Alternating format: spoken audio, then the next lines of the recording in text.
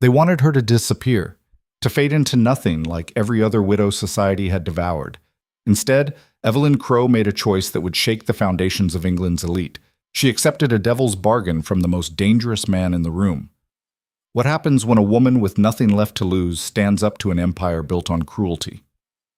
When love becomes the most dangerous weapon of all, stay until the end to find out how one widow turned a fake engagement into her greatest revenge. Like this video and comment which city you're watching from. The crystalline chandeliers of Ashford Estate cast their merciless light across the ballroom, illuminating silk gowns and diamond tiaras with equal brilliance. The summer wedding of Lady Catherine Pembroke to Viscount Harrington was the event of the season. 200 of England's finest families gathered to witness the union of old money and older titles. Orchestra music floated through air perfumed with roses and champagne. Laughter tinkled like the crystal glasses raised in endless toasts. And in the corner, alone on a chair pushed deliberately against the wall, sat Evelyn Crowe. She kept her spine straight despite the weight of 200 pairs of eyes that had catalogued her presence and dismissed it in the same breath. Her black morning dress, the only decent gown she still owned, seemed to absorb the light rather than reflect it, making her a shadow among peacocks. The dress was 3 years old now, the fabric worn thin at the elbows where she'd carefully reinforced the seams herself. No lady's maid anymore, no seamstress on retainer, just Evelyn and a needle by candlelight, trying to make threadbare dignity last one more season. "Is that the Crowe widow?" the whisper carried from a cluster of matrons behind their fans, deliberate enough for Evelyn to hear. "I'm shocked Lady Pembroke allowed her through the door. Charity, I suppose. Though what charity is owed to a woman who couldn't even keep her husband's debts from surfacing is beyond me."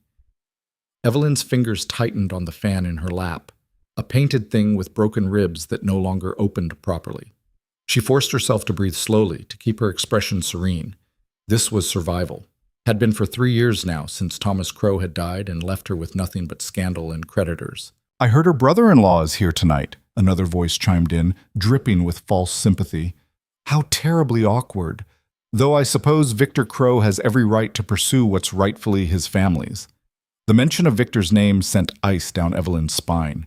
She'd seen him earlier, circling the ballroom like a shark scenting blood.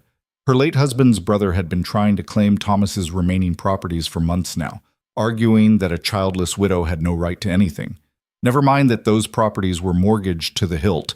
Never mind that she'd been selling everything she owned just to keep the creditors from Thomas's gambling debts at bay.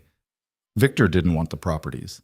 He wanted her erased, wanted every trace of his brother's inconvenient widow removed from society so the Crowe family could pretend Thomas had never made the mistake of marrying a woman with a modest dowry and no powerful connections. "Evelyn."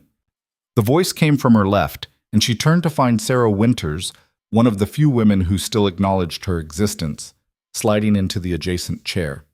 Sarah's rose-colored gown rustled with expensive fabric, her neck draped in pearls that cost more than Evelyn had left in the world. But her eyes held genuine warmth. "You look like you're about to bolt."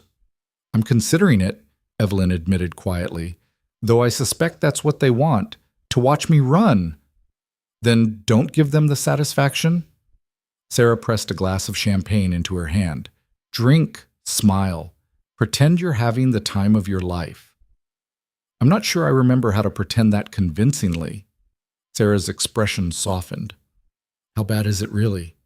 Evelyn took a sip of champagne, letting the bubbles fizz against her tongue before answering. "Victor's solicitor sent another letter this week.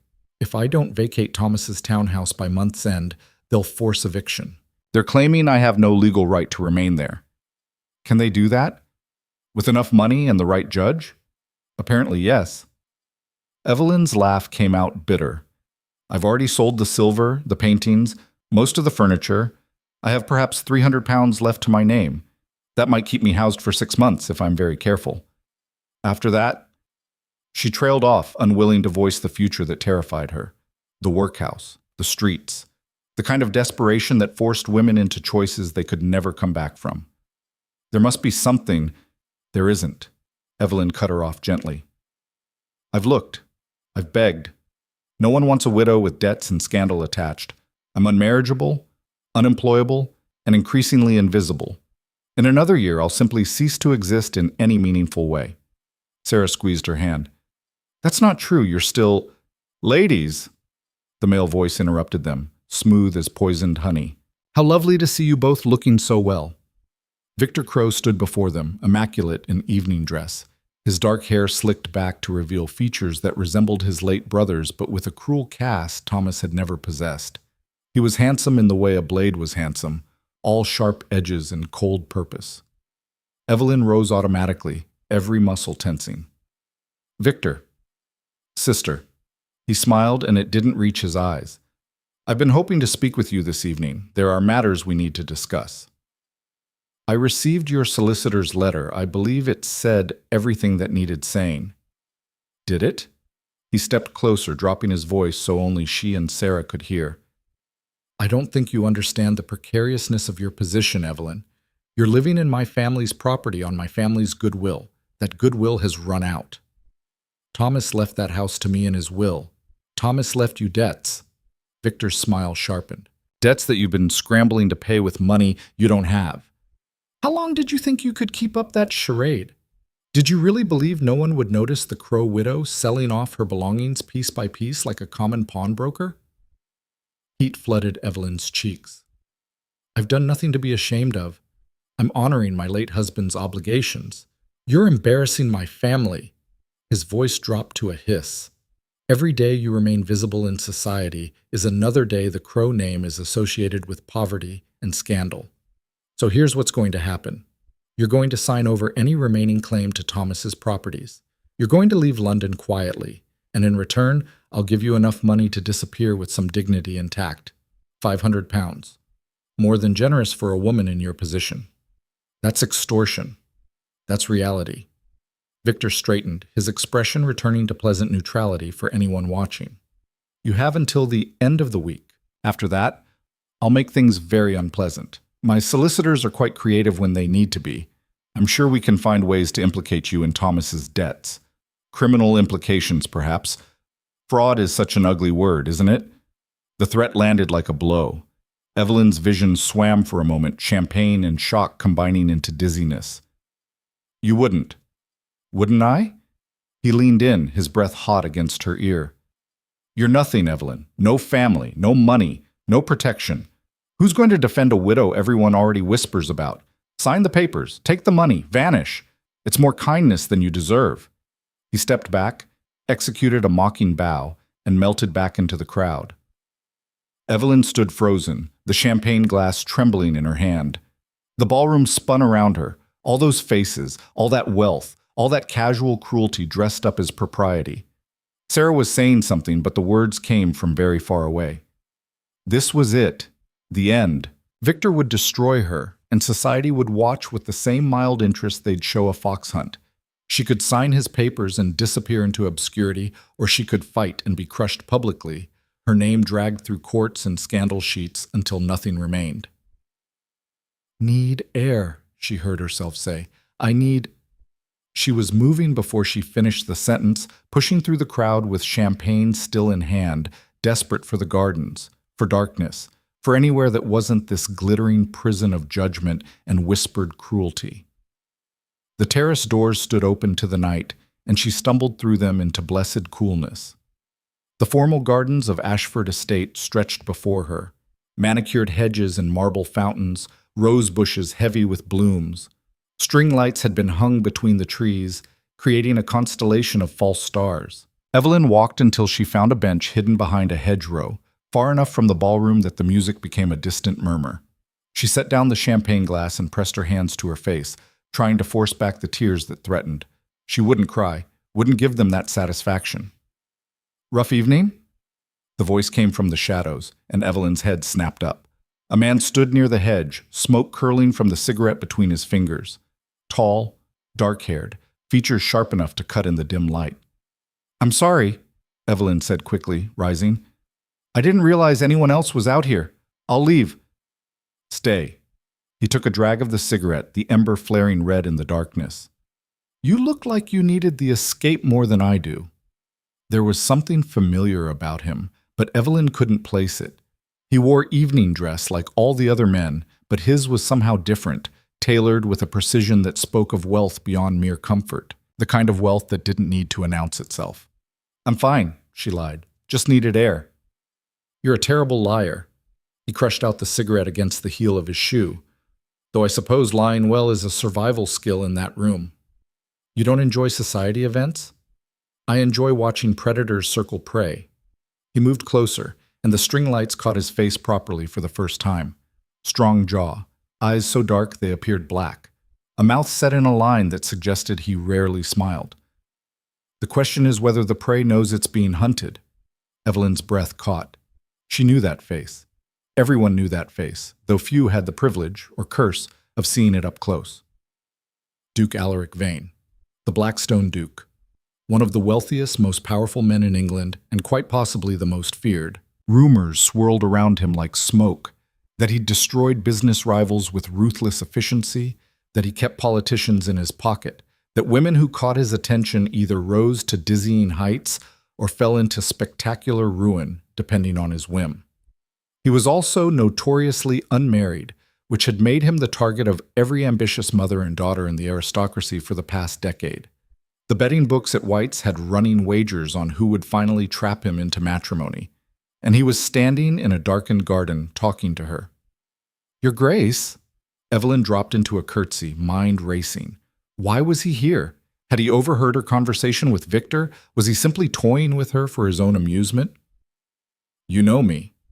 It wasn't a question. "Everyone knows you, Your Grace. But not everyone runs from ballrooms looking like they've just been sentenced to death." He studied her with unsettling intensity. Evelyn Crow, the widow, the scandal. The woman Victor Crow is systematically destroying. The world tilted. "You were listening." "I was smoking and happened to overhear a man threaten a defenseless woman with legal action and fraud charges." His expression didn't change. "Though listening implies I sought it out. I simply failed to announce my presence." "Then you know I'm not exactly respectable company, Your Grace." "Neither am I." He moved closer, close enough that she could smell tobacco and something darker, leather and night air.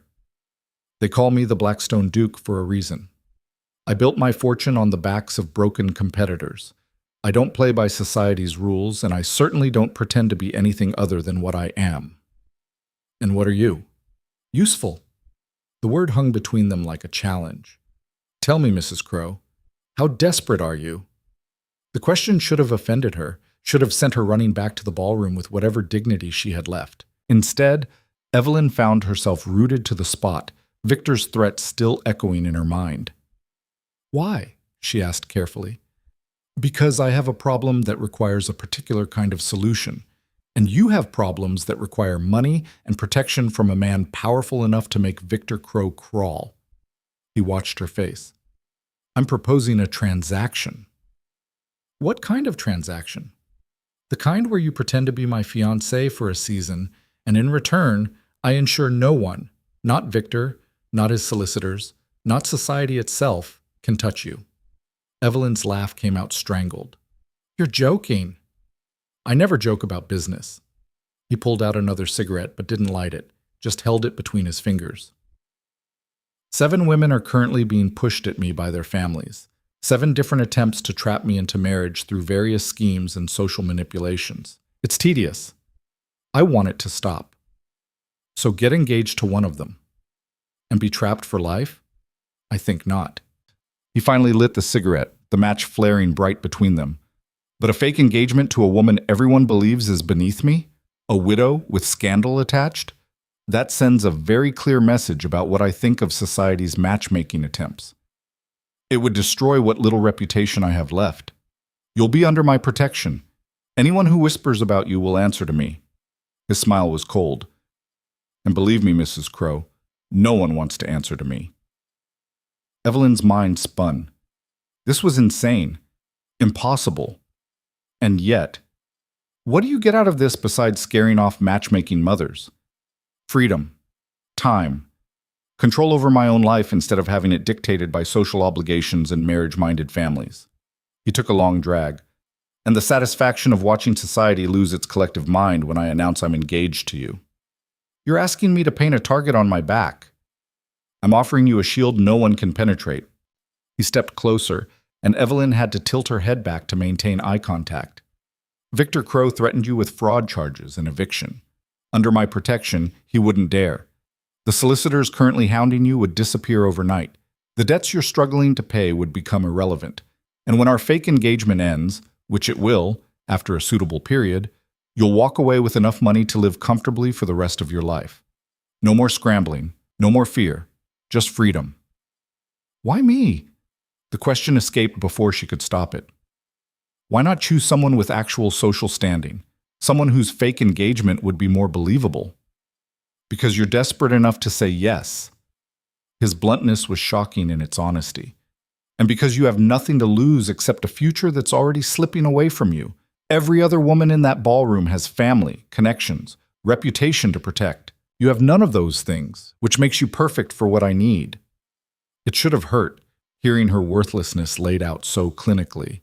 Instead, Evelyn felt something close to relief. No lies, no pretty words, just brutal, honest transaction. "How long?" she asked. 6 months. Long enough to make it believable, short enough that we can stage a civilized separation without too much scandal. "And the terms?" "You play the role of my devoted fiancé in public. Attend events on my arm. Live at Vanecrest Manor for the duration. Endure whatever society throws at you with grace and dignity." He flicked ash from his cigarette. "In private, you're free to do as you please as long as you're discreet. I don't care what you do with your time as long as it doesn't embarrass me publicly." "And you? What will you be doing while I'm playing this role? Running my businesses, avoiding my mother, enjoying the peace of not having debutantes thrown at me at every social function." His smile turned sharp. "Don't worry, Mrs. Crow. I won't require anything. Intimate. This is purely business."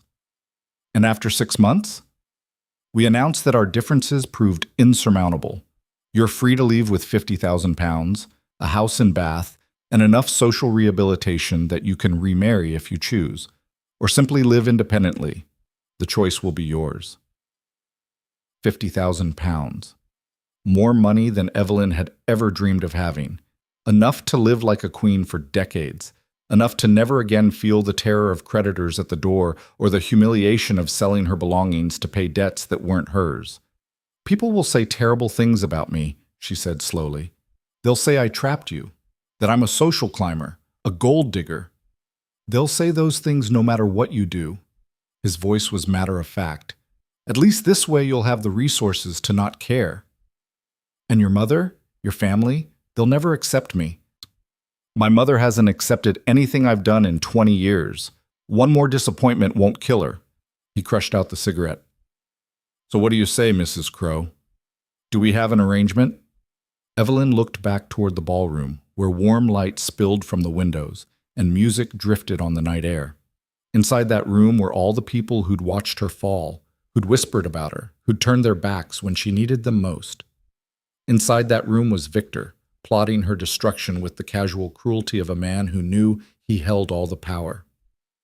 She thought of Thomas's townhouse, empty except for the few pieces of furniture too damaged to sell. Thought of the letters from creditors that arrived daily. Thought of the future that awaited her, penury, obscurity, slow erasure from society until she was nothing more than a cautionary tale whispered at tea parties. Or she could say yes, could walk back into that ballroom on the arm of the most powerful man in England, could watch Victor's face as his carefully laid plans crumbled to dust, could survive. "I have conditions," she heard herself say. His eyebrow rose. "Do you?" "If I'm going to be your fake fiancé, I won't be treated like a servant or a kept woman. I may be desperate, but I'm not willing to sacrifice every shred of dignity I have left." Her voice strengthened as she spoke. "You treat me with respect in private and public. You don't humiliate me. You don't parade mistresses in front of me. And when this ends, you keep your word about the money and the house." "Anything else?" "Yes." Evelyn met his dark eyes squarely. "When we end this, you do it publicly and clearly, and you make it seem like it was your choice. I won't have people saying I was cast off or that I failed to keep you. My reputation is already shredded. I won't let it be completely destroyed." For a long moment, the Duke simply stared at her. Then surprisingly, he smiled, a real smile that transformed his harsh features into something almost human. "You have steel in you, Mrs. Crow. Good. You'll need it." He extended his hand. "Do we have an arrangement?" Evelyn looked at his hand, knowing that if she took it, everything would change. There would be no going back to invisibility, to quiet struggle, to slowly fading away.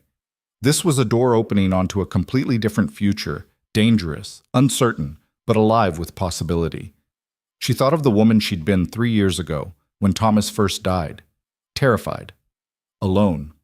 Convinced that society's judgment mattered more than her own survival. That woman would never have considered this offer, would have run back to the ballroom and signed Victor's papers and disappeared like she was supposed to. But that woman was gone.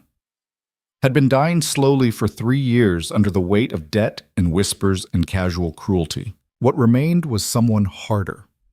Someone who'd learned that playing by the rules only mattered if you had power to back them up. And right now, power was standing in front of her, offering her a lifeline. Evelyn placed her hand in his. His palm was warm, his grip strong and sure. "We have an arrangement, Your Grace." Alaric. His thumb brushed across her knuckles, a gesture that sent unexpected heat up her arm. "If you're going to be my fiancé, you should probably use my name." Alaric. The name felt strange on her tongue, intimate in a way that made her nervous. "When do we begin?" "Now." He tucked her hand into the crook of his elbow. "We're going back to that ballroom, and you're going to let everyone see that the Blackstone Duke has chosen the widow they all dismissed. By tomorrow morning, your name will be in every scandal sheet in London. By tomorrow afternoon, Victor Crow will be sweating. And by tomorrow night? By tomorrow night, you'll be installed at Vanecrest Manor, and every person who ever treated you like you were nothing will be desperate to earn your favor." He started walking, pulling her with him toward the light and music. "Welcome to the game, Evelyn. Try not to let it eat you alive." They paused at the terrace doors. Inside, the ballroom glittered like a jewel box, full of beautiful people playing beautiful games. Evelyn could see Victor near the refreshment table, surrounded by friends, confident in his victory. Could see Sarah Winters scanning the crowd, worried. Could see all the faces that had watched her fall and done nothing to break it. "Last chance to change your mind," Alaric murmured. "Once we walk through those doors together, there's no going back." Evelyn straightened her shoulders, lifted her chin, and felt something fierce and wild unfurl in her chest. Let them stare. Let them whisper. She'd survived 3 years of their cruelty by being invisible. Time to see what survival looked like when she stepped into the light. Then let's give them something to talk about. They walked through the doors together, and the ballroom fell silent. Every conversation stopped mid-word. Every head turned. The orchestra faltered, then recovered, but the music suddenly seemed too loud in the shocked quiet. 200 pairs of eyes locked onto Evelyn Crow and Duke Alaric Vane, processing what they were seeing and failing to understand it. The Blackstone Duke. The most eligible, most feared bachelor in England. Walking into a ballroom with his hand possessively covering that of the widow everyone had just been gossiping about.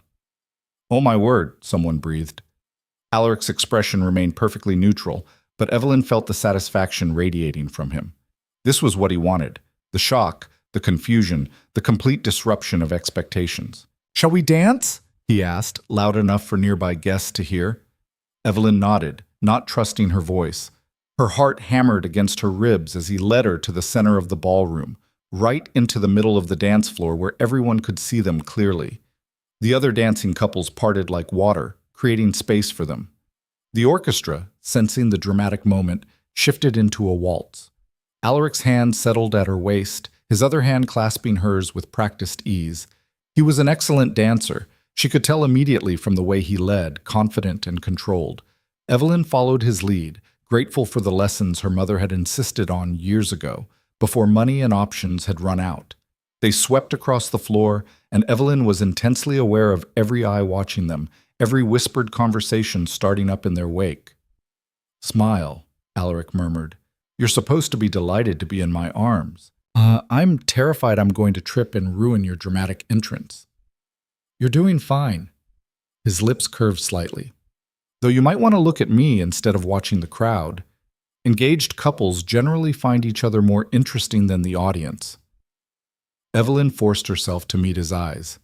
They were still unsettling up close, too dark, too knowing, like he could see straight through her careful composure to the panic beneath. "Better," he said. "Now tell me about Victor Crow. Everything I need to destroy him." The blunt request startled a laugh out of her. "Destroy him? He threatened you. That makes him my problem now." Alaric spun her effortlessly. "I don't tolerate people who threaten what's mine." "I'm not yours. For the next 6 months, you are." His hand tightened fractionally at her waist. "So tell me, what leverage does he have? What's he actually threatening you with?" Evelyn took a breath, then laid it out as succinctly as she could. Thomas's gambling debts, the mortgaged properties, the legal ambiguity around her rights as a childless widow, Victor's claim that she was fraudulently using Crow money to pay creditors, his threat to pursue criminal charges if she didn't sign over everything and disappear. "And you've been fighting this alone for 3 years?" Alaric's expression darkened. "With no legal counsel?" "I couldn't afford legal counsel. I could barely afford food." The admission tasted bitter. "I've been selling everything I own just to keep the creditors at bay. Victor knows that. He's been waiting for me to run out of resources so he can swoop in and claim everything without opposition." "He can't claim anything. The law is clear on widows' rights." "The law is clear for widows with family and money to fight back. For women like me?" Evelyn shook her head. "Victor's solicitors can make up whatever story they want. Who's going to challenge them? Who's going to defend me?" "I am." The words were flat, absolute. "As of tonight, Victor Crow's comfortable little plot has become impossible. You're under my protection now. Any legal action against you goes through my solicitors first. Any creditor who comes calling answers to me, and any attempt to implicate you in fraud will result in me personally destroying everything Victor holds dear." "You'd do that? For a fake engagement?" "I do that because I don't tolerate bullies." Alaric spun her again, this time with enough force that she had to clutch at his shoulder for balance. "And because part of our arrangement is that I protect you. I keep my word, Evelyn. Always." The waltz was ending. Evelyn could feel the moment approaching when they'd have to stop, have to face the ballroom full of shocked, judgmental faces. Part of her wanted to keep dancing forever, suspended in this strange bubble where she was protected and powerful instead of alone and hunted. The music swelled to its final crescendo, then stopped. Alaric released her waist but kept hold of her hand, turning to face the ballroom with Evelyn at his side. The silence was deafening. Then he raised his voice, clear and commanding, pitched to carry across the entire space. "Ladies and gentlemen, I hope you'll forgive the dramatic interruption, but I couldn't wait another moment to share my joyous news." His smile was sharp as a blade. "Mrs. Evelyn Crow has done me the extraordinary honor of agreeing to become my wife." The ballroom erupted, not in applause, that would come later, forced and false, but in gasps, in shocked exclamations, in the sudden rush of whispered conversation as 200 people tried to process what they'd just heard. Evelyn stood frozen, feeling the weight of their stares like physical blows. This was real now. Announced. Public. No taking it back. Sarah Winters was pushing through the crowd, her face a mixture of shock and concern. Victor Crow stood by the refreshment table looking like he'd been struck by lightning, his expression cycling rapidly through disbelief, fury, and calculation. Lady Pembroke, the bride herself, had gone pale. Lord Harrington looked confused. The matrons who'd been gossiping about Evelyn earlier were clutching each other, fans working overtime. And through it all, Alaric stood calm and satisfied, like a man who'd just won an expected victory. "Congratulations." Someone finally broke the silence, an older lord whose name Evelyn didn't know. "Your Grace, this is wonderful news." That seemed to break the spell. Suddenly everyone was moving, pressing forward with congratulations that ranged from genuine warmth to thinly veiled horror. Hands shook Alaric's. People embraced Evelyn with varying degrees of enthusiasm. Questions flew about the wedding date, the engagement, how they'd met. Alaric fielded them all with practiced ease, his hand never leaving the small of Evelyn's back, possessive and protective. "We've known each other for some time," he lied smoothly to a duchess, "but only recently did I realize what I'd been missing." It was quite sudden, Evelyn added, finding her voice. I'm still rather in shock myself. When is the wedding? Someone demanded. We'll announce details soon, Alaric said. For now, we're simply enjoying being engaged. The crowd pressed closer, and Evelyn felt herself being slowly suffocated by false congratulations and thinly veiled insults disguised as curiosity. Her head spun. Her corset suddenly felt too tight. The champagne from earlier churned in her empty stomach. Then Victor was there, pushing through to stand before them with a fixed smile that didn't reach his eyes. Congratulations, Evelyn, he said, each word precisely articulated. What a surprise. Thank you, Victor. She forced steadiness into her voice. I'm very happy. I'm sure you are. His gaze shifted to Alaric. Your Grace, I had no idea you and my sister-in-law were acquainted. Life is full of surprises, Alaric said mildly, but there was steel beneath the words. Though I hope this clears up any confusion about Mrs. Crow's circumstances. As my fiancée, she'll naturally be residing at Vanecrest Manor. Any outstanding matters related to her late husband's estate can be directed to my solicitors. Victor's smile froze. I'm sorry? The townhouse, the properties, the creditors, all of it will be handled by my people now. Alaric's tone was pleasant, conversational. I'm sure you understand that I can't have my future wife harassed by legal complications. We'll sort everything out properly. But the properties belong to the Crow family. The properties were left to Mrs. Crow in her husband's will. Any dispute over that can be taken up with my legal team. Alaric's dark eyes locked onto Victor's. Though I'd strongly advise against it. My solicitors are very good at what they do, and they don't lose. The threat hung in the air between them, unspoken but unmistakable. Victor's face flushed red, then went pale. He opened his mouth, closed it, then managed a stiff nod. Of course, Your Grace. I'm sure everything can be resolved amicably. I'm certain it can. Alaric's smile was all teeth. Enjoy the rest of your evening, Mr. Crow. Victor retreated, and Evelyn exhaled shakily. Around them, the crowd had witnessed the entire exchange, and new whispers rippled outward. The Blackstone Duke protecting his fiancée. The Blackstone Duke putting Victor Crow in his place. The balance of power shifting visibly, dramatically, in front of 200 witnesses. I need air, Evelyn whispered. Please. Alaric guided her smoothly toward the terrace, ignoring the people trying to catch his attention. They stepped back out into the garden, into blessed darkness and relative quiet. Evelyn walked to the stone balustrade and gripped it hard, trying to steady her breathing. The night air cooled her flushed cheeks. That was... She couldn't find words. Effective. Alaric lit another cigarette. Victor won't bother you again. Not directly. He knows better now. You just made an enemy of him. I have many enemies. One more won't matter. He blew smoke into the night sky. You did well in there. You didn't faint or flee. That's more than I expected. I wanted to do both. But you didn't. He studied her profile. You'll need to get used to that feeling. The next 6 months are going to be full of moments where you want to run. You can't. Not if this is going to work. I know. Evelyn turned to face him. What happens now? Now we leave. Together. Let everyone see us departing in my carriage. Alaric flicked ash over the balustrade. Tomorrow morning, the scandal sheets will have our engagement on every front page. Tomorrow afternoon, you'll meet my mother and discover why I'd rather face a firing squad. Tomorrow evening, we'll attend the Rothschild ball and survive your first real test as my fiancée. Just like that? I don't get time to adjust? There is no time. The moment I announced our engagement, the clock started ticking. Society will be watching for any sign this is fake. We have to sell it perfectly from the start, or we'll both end up destroyed. His expression softened slightly. You can do this, Evelyn.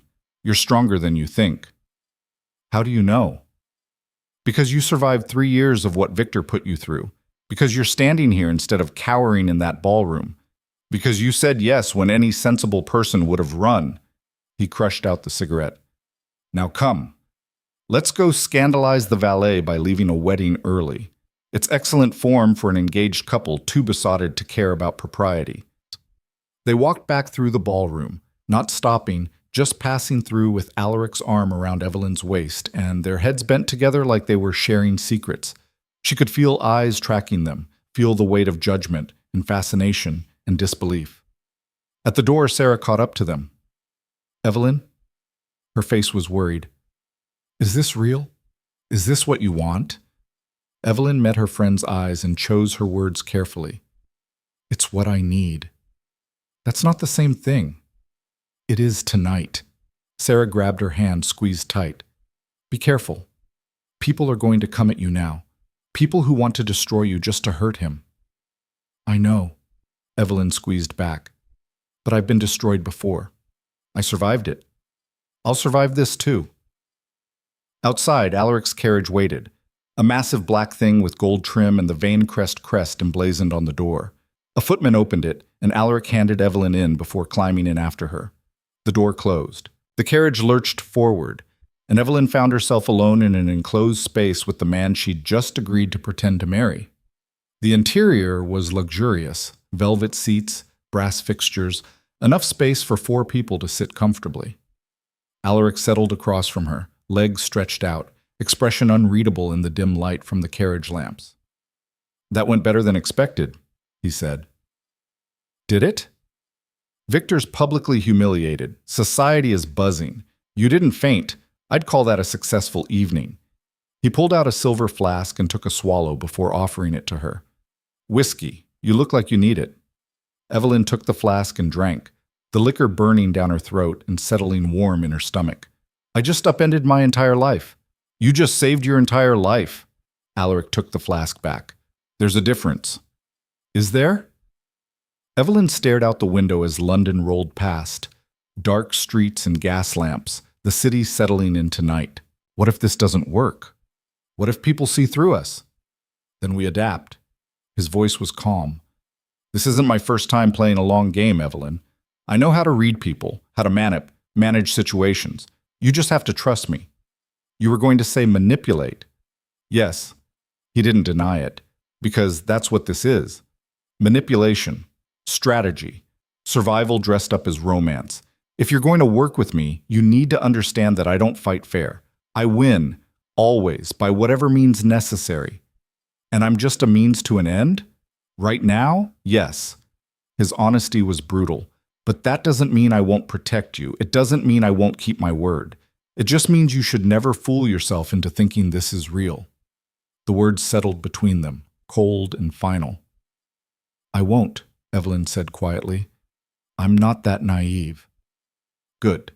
He leaned back, eyes closing. "Get some rest.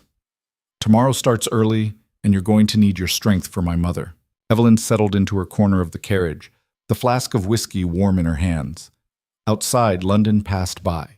The city she'd lived in all her life, now strange and new and full of dangers she'd just willingly walked into, but also full of possibilities.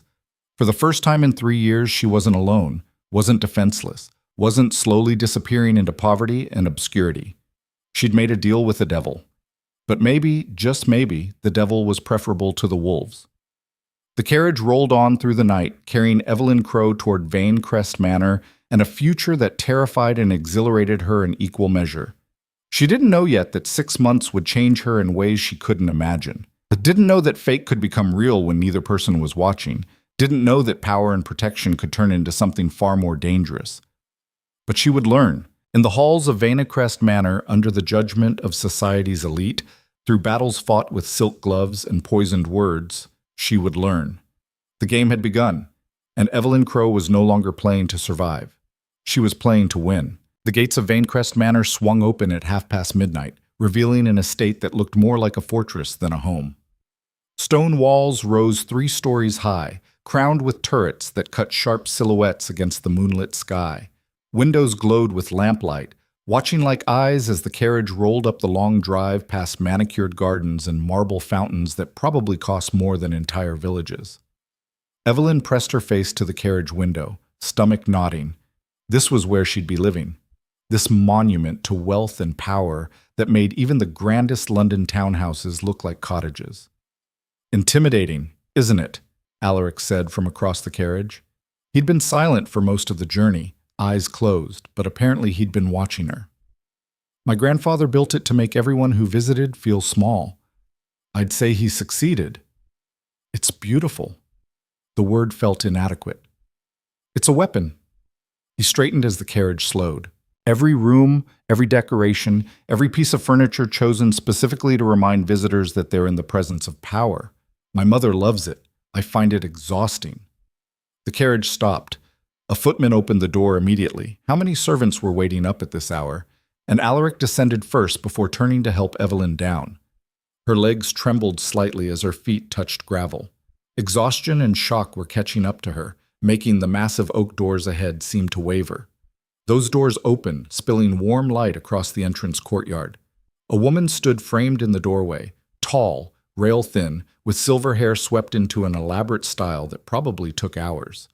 She wore midnight blue silk despite the late hour, diamonds glittering at her throat and wrists. Her face was all sharp angles and cold beauty, like someone had carved disapproval into marble. "Mother," Alaric's voice went flat. "You're awake." "Of course I'm awake." But the Dowager Duchess of Vanecrest descended the steps with rigid grace, her eyes locked on Evelyn like a predator assessing prey. "Did you think I wouldn't hear about your spectacular announcement at the Pembroke wedding? Half of London sent messages within the hour. The other half will send them in the morning. Then you already know why we're here." "I know you've lost your mind." The Dowager stopped 3 feet from Evelyn, looking her up and down with withering assessment. "This is her? The widow?" "This is Evelyn Crow, my fiancée." Alaric moved to stand beside Evelyn, his hand finding the small of her back. "You'll treat her with respect." "Respect?" The Dowager laughed, sharp and humorless. "You announce an engagement to a penniless widow with no family and debts trailing behind her like stray dogs, and you expect me to offer respect? I expect you to remember that I don't require your approval for anything." Alaric's voice carried warning. "Evelyn will be living here. You will be civil. That's not a request." The Dowager's eyes narrowed, but something in Alaric's expression made her step back. "We'll discuss this properly in the morning. I assume you'll want the rose suite prepared for your guest?" "The Duchess's suite." Alaric's correction was deliberate. "Evelyn is not a guest. She's my fiancée and will be treated as such. The Duchess's suite hasn't been used since your grandmother died. Then it's time it was opened again." He was already moving, guiding Evelyn toward the entrance. "Have her things sent up, and inform the staff that Mrs. Crow is to be afforded every courtesy due to her position." They swept past the Dowager, whose expression promised that this conversation was far from over. Evelyn caught a glimpse of her face, fury and calculation warring for dominance, before they entered the manor itself. The entrance hall was vast enough to hold a ball. Black and white marble tiles stretched toward a grand staircase that split into 2 curving arms. Crystal chandeliers hung from a ceiling painted with classical scenes, gods and heroes frozen in eternal drama. Portraits lined the walls, generations of stern-faced vanes judging everyone who passed beneath them. "Don't let her intimidate you," Alaric murmured as they climbed the stairs. "She despises everyone equally. You're not special in that regard." "That's supposed to be comforting?" "It's supposed to be honest." They reached the 2nd floor and turned left down a corridor lined with more portraits and closed doors. "My mother has spent 30 years trying to control my life. My father's death gave her hope she'd finally succeed. My refusal to marry anyone she selected has been a source of ongoing disappointment. And now you've chosen someone she'll hate even more than the others." "Exactly." His smile was grim. "See? You're already understanding how this works." They stopped before an ornate door at the end of the corridor. Alaric opened it, revealing a suite of rooms that took Evelyn's breath away. The sitting room was decorated in shades of cream and gold, with furniture that looked like it belonged in a palace. Through an open doorway, she glimpsed a bedroom dominated by a 4-poster bed hung with silk curtains. Another door led to what must be a dressing room. "This was my grandmother's domain," Alaric said, watching Evelyn take it in. "She was the last woman strong enough to stand up to my mother. I think she'd have liked you." "You don't know anything about me." "I know you survived 3 years that would have broken most people. I know you said yes when you should have run. I know you didn't faint or cry when 200 people stared at you like you were an exotic animal. He moved to the sideboard and poured 2 glasses of brandy. That's enough for now. Evelyn accepted the glass, sinking into a chair that was probably worth more than her entire remaining wardrobe. The brandy burned, but it steadied her. What happens tomorrow? Tomorrow we begin the performance in earnest. Alaric took the chair across from her. You'll meet with my mother properly. She'll try to terrorize you into leaving. You'll stand your ground. Then we'll attend the Rothschild ball in the evening, where you'll face the 7 women I mentioned, the ones being pushed at me. All 7 will be there? Without question, and all 7 will want you destroyed. He swirled his brandy. They've been circling me for months, each one convinced she'll be the one to finally trap the Blackstone Duke. Your sudden appearance has eliminated their chances. They won't take that lightly. What are they like? Lethal in different ways. Alaric's expression turned contemplative. Lady Catherine Ashford, Earl's daughter, beautiful, accomplished, and absolutely ruthless beneath the charm. She's been the frontrunner, mostly because her father has political connections I occasionally need. Then there's Miss Arabella Thornton, new money from manufacturing, desperate to buy her way into the aristocracy. Smart, calculating, and willing to do anything to secure a title. He ticked off names on his fingers. Lady Victoria Pembroke, yes, relation to tonight's bride, her cousin actually. Old family, older debts, needs a wealthy husband immediately. Miss Helena Blackwood, whose father owns half the shipping in Liverpool. Lady Margaret Sinclair, connected to every major family in Scotland. Miss Cordelia Hartwell, whose mother is one of the most vicious gossips in London. And finally, Lady Beatrice Wentworth, who's been in love with me since we were children and refuses to accept that I don't return the sentiment. 7 women who all hate me now. 7 women who will make your life hell if given the chance. Alaric finished his brandy. But here's what they don't understand. They've been playing a game where the prize is me. You're not playing that game. You're playing a completely different one, which gives you an advantage they can't see. What advantage? You don't actually want to marry me. His smile was sharp. You're not trying to trap me or manipulate me or make me fall in love with you. You're just trying to survive 6 months. That clarity of purpose makes you dangerous in ways they can't anticipate. A knock at the door interrupted them. A maid entered, middle-aged and efficient-looking, followed by 2 footmen carrying what appeared to be Evelyn's entire remaining wardrobe, which fit in one trunk. Mrs. Crow's things, Your Grace, the maid said with a curtsy. I'm Mrs. Hartley, head of housekeeping. I'll be overseeing your care during your stay. If you need anything, you have only to ring. The servants deposited the trunk and withdrew. Mrs. Hartley lingered, her expression professionally neutral but her eyes curious. Will you be requiring assistance preparing for bed, ma'am? Evelyn glanced at Alaric, who nodded slightly. Yes, thank you. Very good. I'll return in 10 minutes. Mrs. Hartley curtsied again and left. Silence settled over the room. Alaric stood, setting down his glass. I should let you rest. Tomorrow will be exhausting. Alaric. Evelyn stopped him at the door. Why did you really choose me? And don't tell me it's because I'm desperate. There are plenty of desperate women in London. He turned, studying her with those unsettling dark eyes. For a long moment, he said nothing. Then, because when I was watching you in that ballroom, sitting alone while everyone ignored you, you looked like I felt, trapped, hunted, one wrong move from destruction. His voice dropped. And when I made you that offer in the garden, you didn't thank me. You didn't grovel. You demanded conditions. You negotiated. That's not desperation. That's survival instinct. And you need someone who knows how to survive. I need someone who won't break when things get ugly. Because they will get ugly, Evelyn. This isn't going to be a fairy tale.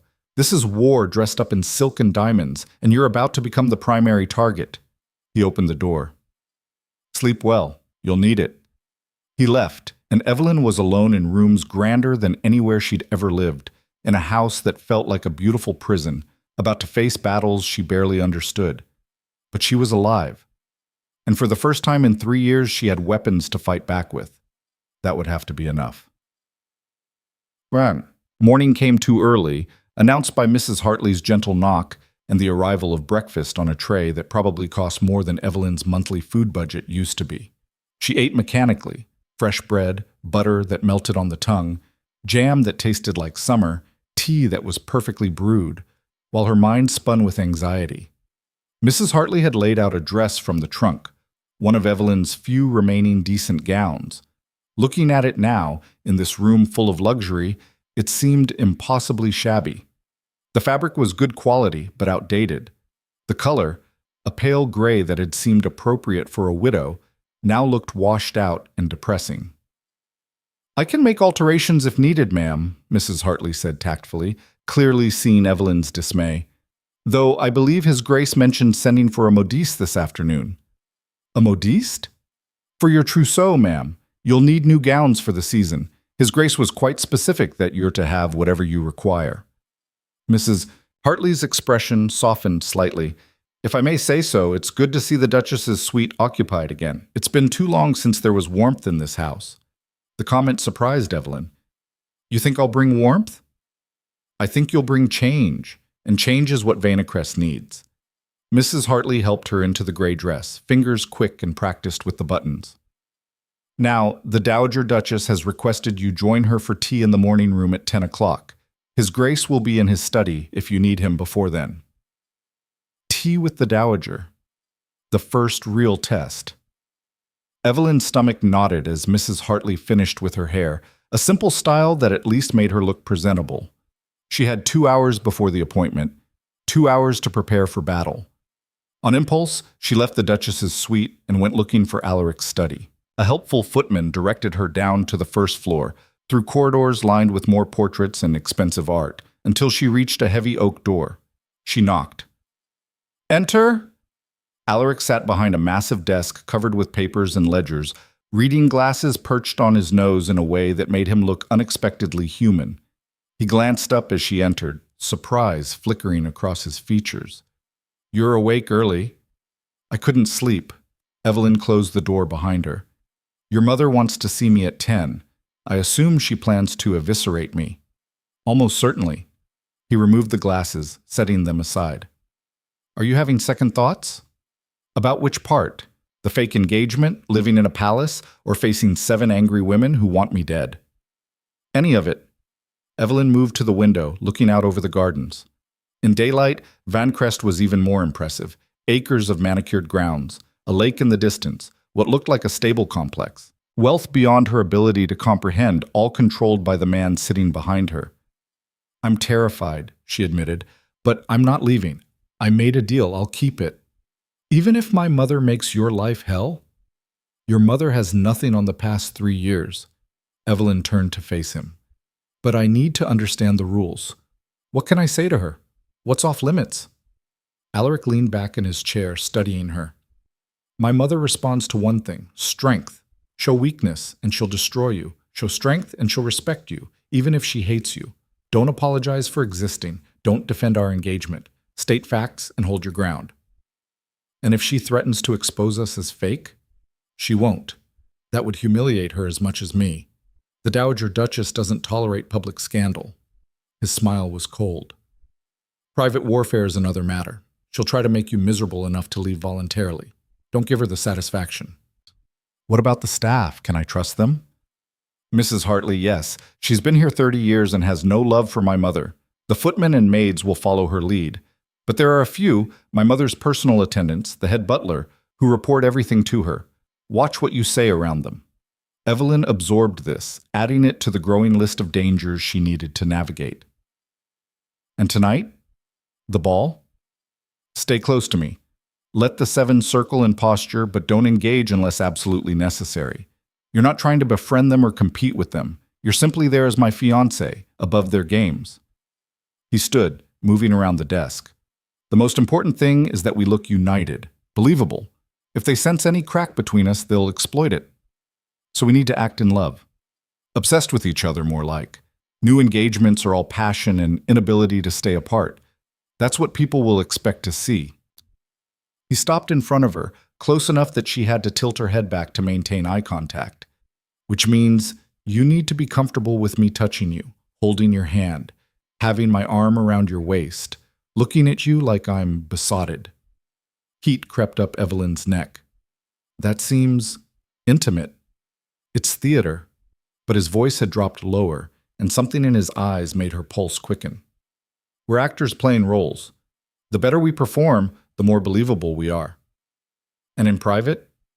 In private, we're business partners. Nothing more. He stepped back, breaking the tension. Now go face my mother. Show her you're not afraid. I am afraid. Then pretend you're not. That's what I do. His smile was brief and surprisingly genuine. You survived last night. You'll survive this. The morning room was decorated in shades of ice blue and silver, beautiful and cold as the woman sitting at the head of the table. The Dowager Duchess had changed into a day dress of dove gray, her hair immaculate, her expression carved from stone. She didn't look up as Evelyn entered, just continued pouring tea with movements so precise they looked rehearsed. Sit. Not an invitation, a command. Evelyn sat, keeping her spine straight, her hands folded in her lap. She wouldn't show fear, wouldn't give this woman the satisfaction. The Dowager finally looked at her, eyes like chips of blue ice. I have spent 30 years protecting the Vanecrest name. 30 years ensuring that every decision, every alliance, every marriage brought honor and advantage to this family. Do you know what you represent, Mrs. Crow? I imagine you're about to tell me. You represent disaster. The Dowager set down the teapot with deliberate care. My son has always been willful, always determined to thwart my plans. But this? Announcing an engagement to a woman of no family, no fortune, no standing? It's beyond rebellion. It's sabotage. Perhaps he loves me. The Dowager's laugh was like breaking glass. Love. How quaint. Men like Alaric don't love Mrs. Crow. They acquire, they conquer, they use. She leaned forward slightly. So tell me what you're really doing here. What did you promise him? What leverage do you have? I don't have leverage. I have an engagement. You have nothing. The Dowager's voice went sharp. Nothing except what he's temporarily given you. And when he tires of whatever game he's playing, you'll find yourself back where you started, alone, poor, invisible. Only this time, you'll have the added shame of being the woman the Blackstone Duke publicly discarded. The words landed like blows, each one designed to wound. Evelyn felt her composure wavering, felt the truth in them. This was temporary. Alaric would discard her. She was nothing more than a convenient tool. But then she remembered Victor's face last night, remembered 3 years of creditors and whispers and slow erasure, remembered the feeling of having nothing left to lose. You're right, she said quietly. I have nothing. I'm a widow with debts and no family and a reputation in tatters. But your son chose me anyway, and whether you like it or not for the next however long, I'm going to be part of this family. You can make that easy, or you can make it hell, but you can't make me leave. Can I? The Dowager's smile was vicious. You have no idea what I'm capable of. I've destroyed better women than you for less offense. Then destroy me. Evelyn met her eyes steadily. But do it knowing that every bit of energy you spend on me is energy Alaric will use against you. He brought me here to spite you. Making my life miserable will only prove him right. Silence fell, thick and dangerous. The Dowager stared at her with something that might have been surprise or might have been fury. It was impossible to tell. You have courage, at least, she finally said. Foolish courage, but courage nonetheless. Very well, Mrs. Crow. Since you're determined to stay, we'll establish rules. I'm listening. You will conduct yourself with perfect propriety at all times. No scandals, no embarrassments, no behavior that reflects poorly on this family. You will attend all social functions required of you, and you will play the role of devoted fiancé without drawing unnecessary attention. You will not interfere in estate business or family matters, and you will remember, always, that you are temporary. Is that all? No. The Dowager poured tea, her movements sharp. You will also endure whatever society throws at you without complaint. The whispers, the cruelty, the women who will try to destroy you. You wanted to be part of this world? Then you'll learn what it costs. And if you break, if you run, if you give Alaric any reason to end this ridiculous engagement early, I'll ensure you regret it for the rest of your miserable life. Understood. Evelyn accepted the teacup, though she had no intention of drinking. Are you finished? For now. The Dowager sat back, assessing. I'll be watching you, Mrs. Crow. Every moment, every mistake. And the instant you slip, I'll be there to remind you that women like you don't belong in houses like this. Then I suppose I shouldn't slip. Evelyn stood, setting down the untouched tea. Thank you for the enlightening conversation, Your Grace. I look forward to proving you wrong. She walked out before the Dowager could respond, her heart hammering but her head high. Behind her, she felt those ice-blue eyes boring into her back, felt the weight of aristocratic fury and cold calculation. But she'd survived. That was something. The afternoon brought the modiste, a sharp-eyed Frenchwoman named Madame Laurent, who arrived with assistants and enough fabric samples to outfit a regiment. She took one look at Evelyn's shabby wardrobe and made a disapproving sound. Non, non, this will not do at all. She circled Evelyn like a predator, measuring with her eyes. For the Rothschild ball tonight, we must create a miracle. For the season, we must create a wardrobe worthy of a duchess. I don't need... You need everything. Madame Laurent snapped her fingers, and assistants sprang into action, draping fabrics over furniture. His Grace has given very specific instructions. You are to outshine every woman in London. This I can do, but you must trust me. What followed was 3 hours of being measured, pinned, draped in endless fabrics, and lectured on the importance of proper undergarments. Madame Laurent worked with terrifying efficiency, sketching designs while simultaneously directing her assistants and criticizing everything about Evelyn's current appearance. Your hair needs a proper stylist. Your skin needs treatments. Your posture, we will work on this. But first, the gown for tonight. She held up a design that made Evelyn's breath catch. Deep sapphire silk cut to emphasize your figure. Simple lines, elegant, no frills, no excessive decoration. You will look like the sapphire among paste jewels. It's beautiful. It is devastating. Madame Laurent smiled for the first time. Which is what we need. Those women who will attack you tonight, they will dress to compete with each other. You will dress to make them irrelevant. Now, we have 4 hours to create this miracle. Stand still. By the time Madame Laurent and her team left, Evelyn was exhausted but transformed. The sapphire gown fit like it had been painted on, the silk whispering against her skin. Her hair had been styled into something sophisticated and elegant. Madame Laurent had even provided jewels, borrowed from His Grace's collection, apparently, sapphires and diamonds that caught the light. Mrs. Hartley appeared to help with final preparations, her eyes widening when she saw the transformation. "Oh, ma'am, you look like a duchess." "I feel like a fraud." "Then you're feeling exactly what every duchess feels." Mrs. Hartley adjusted a curl. "His Grace is waiting in the entrance hall. Shall I tell him you're ready?" Evelyn took a breath, studying herself in the mirror. The woman looking back was someone new, not the widow who'd sat invisible at the Pembroke wedding, not the desperate woman who'd made a deal with a duke in a darkened garden. Someone else. Someone stronger. "Yes, I'm ready." She descended the grand staircase alone, one hand trailing along the banister, aware of servants watching from corners. Alaric waited at the bottom, dressed in evening black that made him look like a dangerous prince from a fairy tale. His eyes tracked her descent, expression unreadable. When she reached the bottom, he extended his hand. "You look stunning." "Madame Laurent deserves the credit." "No." His fingers tightened on hers.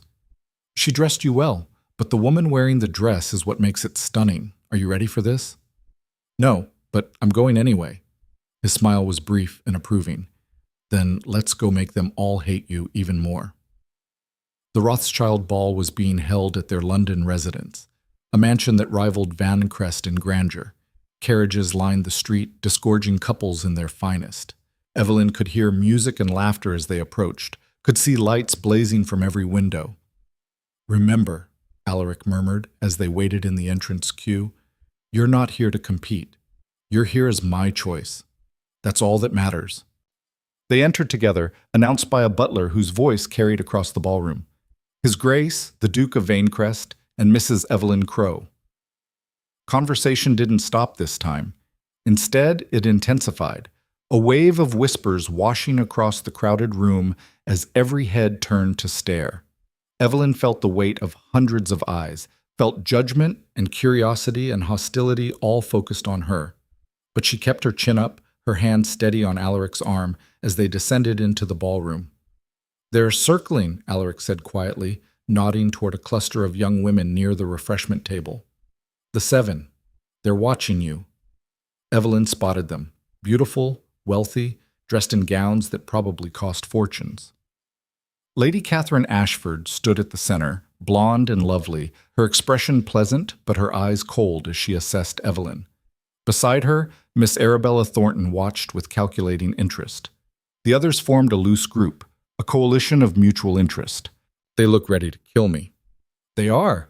Alaric guided her toward the dance floor. "Let's give them something to really hate." He swept her into a waltz, and suddenly they were the center of attention again.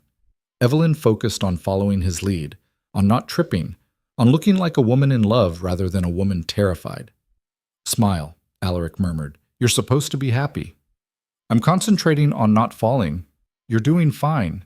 His hand tightened at her waist.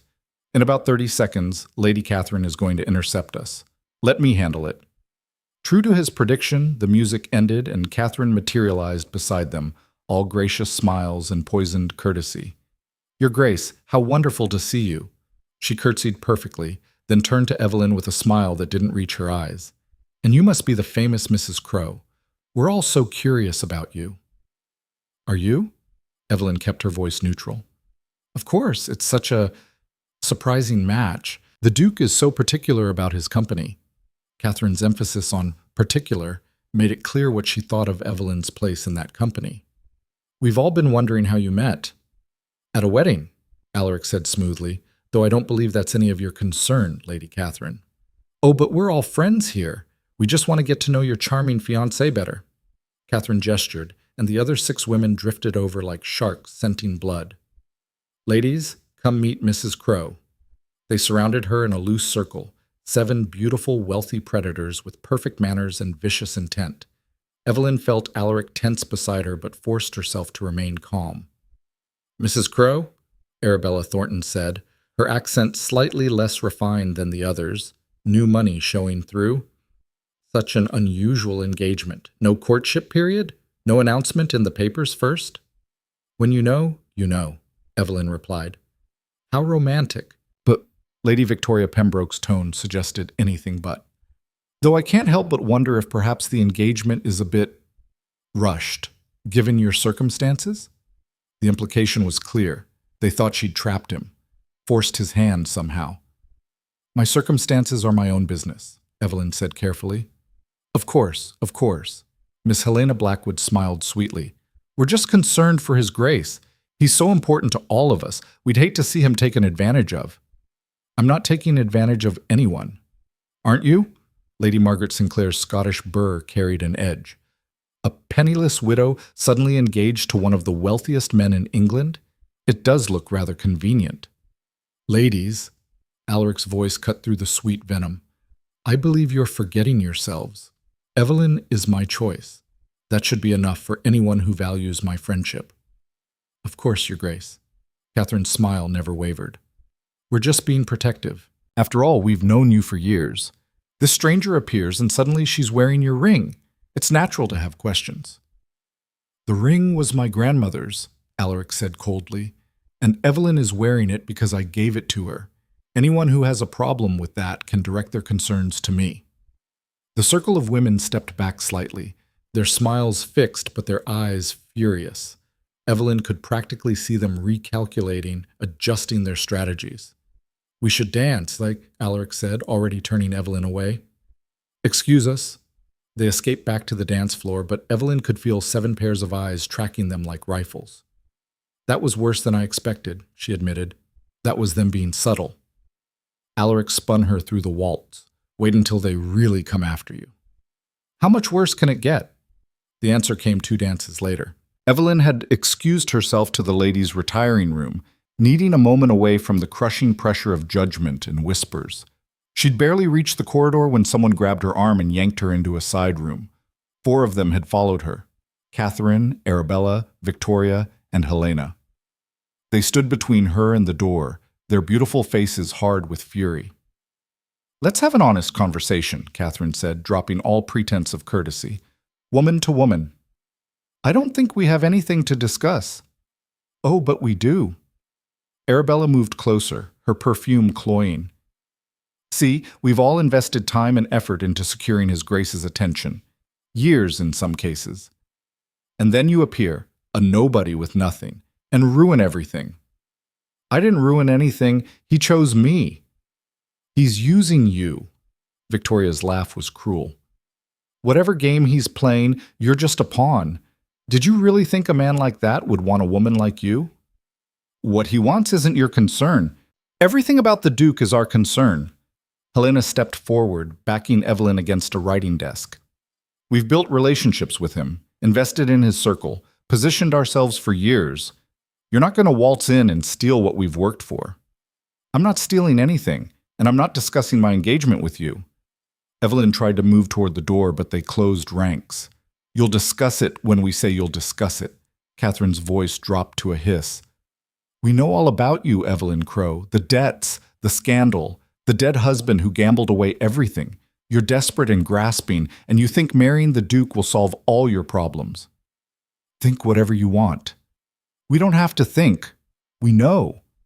Arabella pulled out a folded paper. This is a letter from Victor Crow's solicitor, detailing your debts, your circumstances, your complete lack of standing. We could give this to the scandal sheets tomorrow. Let all of London know exactly what kind of woman their beloved Duke is engaged to. Fear spiked through Evelyn, but she forced it down. Go ahead. Alaric already knows everything. But does society? Victoria's smile was vicious. Once this gets out, you'll be humiliated, destroyed. The Duke might keep you out of pity, but you'll never be accepted, never respected, just pitied. Why are you telling me this? Evelyn demanded. If you're going to destroy me, just do it. Because we're giving you a choice. Catherine moved so close Evelyn could see the calculation in her eyes. Leave. End the engagement quietly. Tell the Duke it's too much for you, that you can't handle the pressure. We'll make sure the scandal sheets are kind. We'll even help you find somewhere to go. You walk away with dignity and tact. And if I refuse? Then we bury you. Helena's voice was flat. We have the resources, the connections, the ruthlessness. We'll make your life so miserable that leaving will seem like mercy. Every party, every gathering, every moment you're in public, we'll be there, whispering, spreading rumors, destroying any chance you have of being accepted. You'll be a pariah, Arabella added. Even the Duke's protection won't save you from being completely ostracized. Is that really what you want? To spend months being tortured for a marriage that's never going to happen anyway? The room felt too small, too hot. Evelyn's corset was suddenly suffocating. These women meant every word. She could see it in their faces, hear it in their voices. They would destroy her systematically, publicly, without mercy. And part of her wanted to run, wanted to take their offer and disappear before the torture began. But then she thought of Victor's face when Alaric announced their engagement, thought of the Dowager's fury this morning, thought of 3 years of being powerless while everyone around her decided her fate. No, she said. No? Catherine's eyebrows rose. You're refusing? I'm refusing to let 4 spiteful women dictate my life. Evelyn straightened, finding strength in fury. You want to destroy me? Try it. But know this. I've already been destroyed. I've spent 3 years at the bottom, being pitied and dismissed and erased. Your threats don't scare me because I've already survived worse than anything you can imagine. You stupid little... I'm not finished. Evelyn's voice cut across Catherine's. You think you have power because you have money and connections? I have Alaric Vane, and whatever game he's playing, whatever his reasons, he chose me. So if you come after me, you come after him. And I don't think any of you are stupid enough to make an enemy of the Blackstone Duke. Silence fell, thick with shock and rage. The 4 women stared at her like they couldn't believe what they were hearing. You'll regret this, Victoria finally said. We'll make sure of it. Maybe. Evelyn moved toward the door, and this time they let her pass. But at least it'll be my choice, not yours. She walked out, legs trembling, heart racing, trying not to show how terrified she was. Behind her, she heard furious whispers, the sound of plans being made, but she'd stood her ground, refused to run, and that would have to be enough. She found Alaric in the ballroom, in conversation with several older gentlemen who looked like politicians or businessmen. He saw her approaching, and something in her expression made him excuse himself immediately. "What happened?" "Your 7 admirers cornered me." Evelyn kept her voice low. "Made threats. Offered me money to leave quietly." His expression went dangerous. And I told them no." She met his eyes. "But they're going to come after me, Alaric. They have ammunition, letters from Victor's solicitors, details about my debts. They're going to try to humiliate me publicly." "Let them try." His hand found hers, squeezing tight. "I'll destroy anyone who touches you. You can't fight all of society. Watch me." He pulled her closer, his voice dropping to something almost gentle. "You did well refusing them. But Evelyn, this is only the beginning. If you want out, tell me now. I'll end this cleanly, give you the money anyway. But if you stay—" "If I stay, it gets worse," she finished for him. "I know, but I'm staying anyway." Something flickered in his dark eyes, surprise, maybe, or respect. "Then we face them together." He led her back onto the dance floor, holding her tighter than necessary, making a statement with every movement. And as they danced, Evelyn saw the 7 watching from the sidelines, their beautiful faces hard with hatred. The game had just become war, and Evelyn Crow, the widow no one wanted, had just declared she wouldn't go down without a fight.